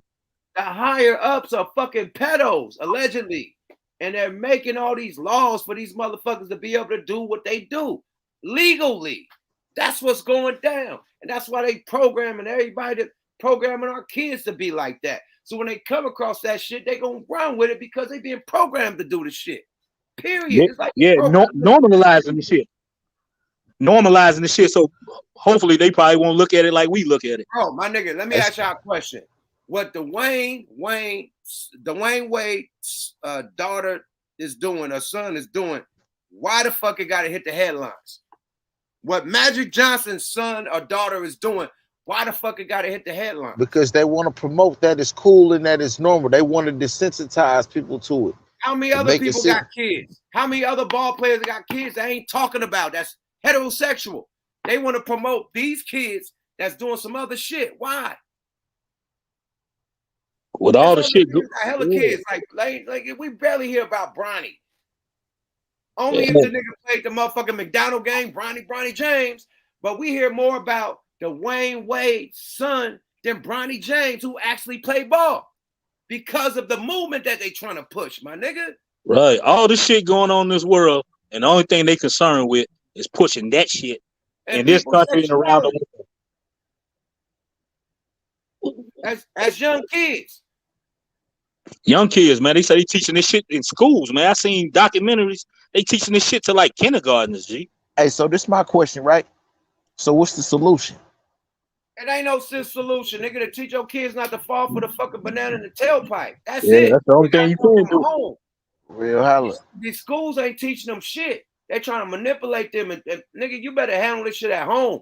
The family, nigga, come within, nigga. It's trying to bring back. It's trying to bring back the belt, man. Trying to bring back the belt. No, man, you gotta regulate that. You gotta nip that shit in the bud at home.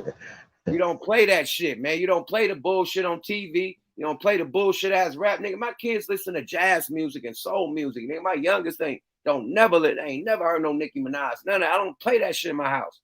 Period. You gotta raise them a different way. Straight up, nigga. You know? Fucking right. Nigga, my son listen to Stevie Wonder and shit, nigga. Yeah, man. I mean, with the youth, that's definitely what they trying to do, man. They trying to normalize it, like everything topsy-turvy. You know, truth is false. It's white is black. It don't matter what they trying to teach. If you teaching the right shit at home, they can never fall at the fucking banana in the tailpipe. That's why they separating the black family. The father ain't there. The father regulate shit. The mama gonna think shit cute. Oh, you cute, how you wore a dress? No, bitch. Get him out the motherfucking dress. What you talking about? He cute. Nip that shit in the butt. That ain't cool. You will never get him old. That is the Willie Lynch program, bro. I'm telling you, it breaks down all of that shit.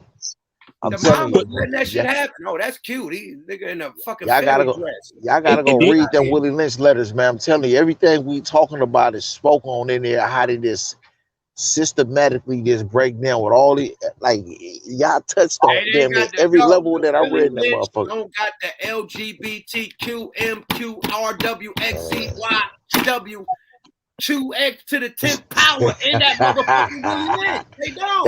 They added a new chapter up in there. Where the fuck did that play come from? They added a new chapter up in there, man. They added a new fucking chapter, my nigga. Period. I'm telling you, where did the XQYZWX? Where the fuck did that come from in the Willie Lynch letter? I want to see that because it's not in there. Man, this shit is satanic, man. They even got. I even seen preachers promoting this shit, man. I'm like, dude, in your Bible, man, it say it's wrong. How you promoting this, man? Like, it's satanic, man. Like, they trying to change the nature of creation. Like, you can have two mommies, two daddies. It's okay. You could be whatever you want. You know, if you a boy, you could feel like you a girl and you a girl. Like, get the fuck out of here, man. Bro, this shit is satanic, G. You telling people there is no reality. There is no right or wrong. That's what they teaching the kids. Like, it's whatever you think. There's no truth. It's all subjective. The fucking truth is objective, man. It's not subjective. But you know, they trying to confuse them. They are. Yeah, man. Like you right, man. You motherfuckers better start talking to their children, man.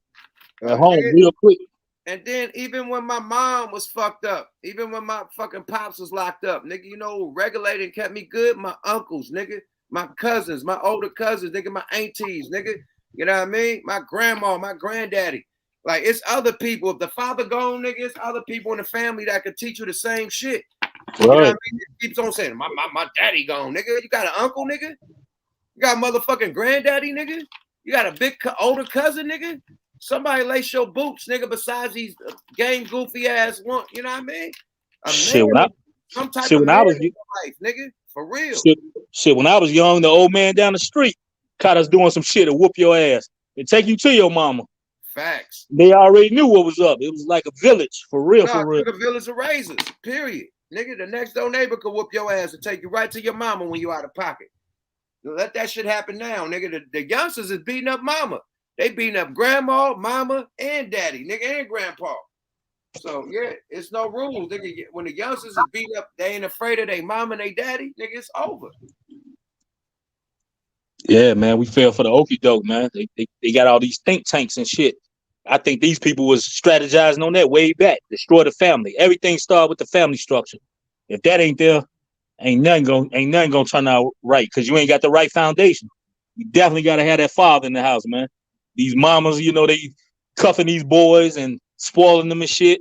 And then when he get a certain age, then you want to send him to his paw. He ain't finna listen now. You know what I mean? He already who he is. Now you done created a monster. Now you want his paw to come in and regulate shit. It's too fucking late. It's too late. It's too I'm gonna fucking tap in late. with y'all, man. I gotta get up early in the morning, man. I'm gonna holler at y'all, We man. about to get up out, man. Good dialogue. We're gonna catch it on another one, man. Another night of motherfucker What the Fuck Weekly, man. Thanks for Chimmer tapping in. Thanks for motherfucking Mike Ascari, nigga. We out this motherfucker, man. Appreciate both y'all, brother. Yeah, holla. All right, Salute, man. Salute to y'all soldiers, man. Be Salute. smooth, man. Yada da. Another night on What the Fuck Weekly, baby. What we do this shit weekly, you dig? With your boy, your host with the most cool out of smoke, yuck motherfucking mouth in the motherfucking house, man. We had great dialogue. We went definitely overtime, nigga. Damn near 3 hours, my nigga. But it was good dialogue. It wasn't no simping in our ism and no simping in our pimping, man. You know, we talking real shit. And this is the message that need to get out there, man. You know, kids that's listening to this shit, man. Don't fall for the banana in the motherfucking tailpipe, bro. Period. What people do, you know, in their bedroom, that's on them, bro. You know, don't be influenced by it. Don't act like you got to do it because it's a movement. And even if you do it because it's a movement, man, that's on you. Nobody should be worried about what you do sexually or what you like or attracted to. That's your personal business, you know. So with that being said, man, you know, salute to 40. My nigga, if he don't get no bigger, you know what I mean? We know somebody had to really aggravate 40 to make him, you know, do his 1-2 like that. Because 40 is the realest nigga in the game, and he's cool as fuck. Never no argument, never no none of that shit. So somebody had to really be talking some stupid shit for him to go there, straight up. So salute to 40. Salute to the Warriors, man. You know what I mean? Salute to the Kings, man. Great game. Salute to the motherfucking Lakers. You know what I mean? Lake Show, let's go, man. Won the first game, did our thing. Salute to the whole mod, the wrench mob. Shaniqua in the building. You know what I mean? E Millie in the building, everybody in the building. Shout out Nick Nack over there fucking with my nigga Spider Loke. You know what I mean? Shout out to everybody in the motherfucking building, man. It's AGTV tapped in. I'm kind of whiskey right now, my nigga. Sorry about that. Miss Mozzie OG on the tap in. You know, everybody tapped in. Archangel, everybody, nigga, the regulars, man. Everybody tapped in, man. Fuck with y'all the long way, man. Thanks for tapping in, man. Catch y'all on Tuesday. We doing a 420 Smoke a Lot Radio on Tuesday. And yeah, and 420 weekend, 420 show on Thursday. Albuquerque, New Mexico, man. The 420 West show, man. Bobby D presents, man. Ice Cube, Bone Thugs, Loonies, Warren G, Dog Pound, and many more, Turbo. Sold out, my nigga. Too late to get tickets. Sold out, baby. But the ones who did get tickets, we will see you there, Pooh Bear. And I will see y'all. Same bat time, same bat channel. Yuck Mouth TV. Smoke a Lot Radio on Tuesday, man. Subscribe to you guys. Hit them likes on the way out, man. I'll fuck with y'all the long way. Hit the motherfucking hit the Cash App. If you enjoy the conversation, make a donation, man. If not, man, that finger is free. 99. Hit them likes. Hit them notifications. Hit them goddamn subscribes, man. Yuck Mouth TV, subscribe to your guy. Bye-bye now. SmokeALotRecords.com for the merch, definitely. Salute to Shaniqua for the reminder. SmokeALotRecords.com for all the merch and all the twerk. You feel me? We out this bitch. Good night, Dynamite. Bye-bye now. Da-da-da!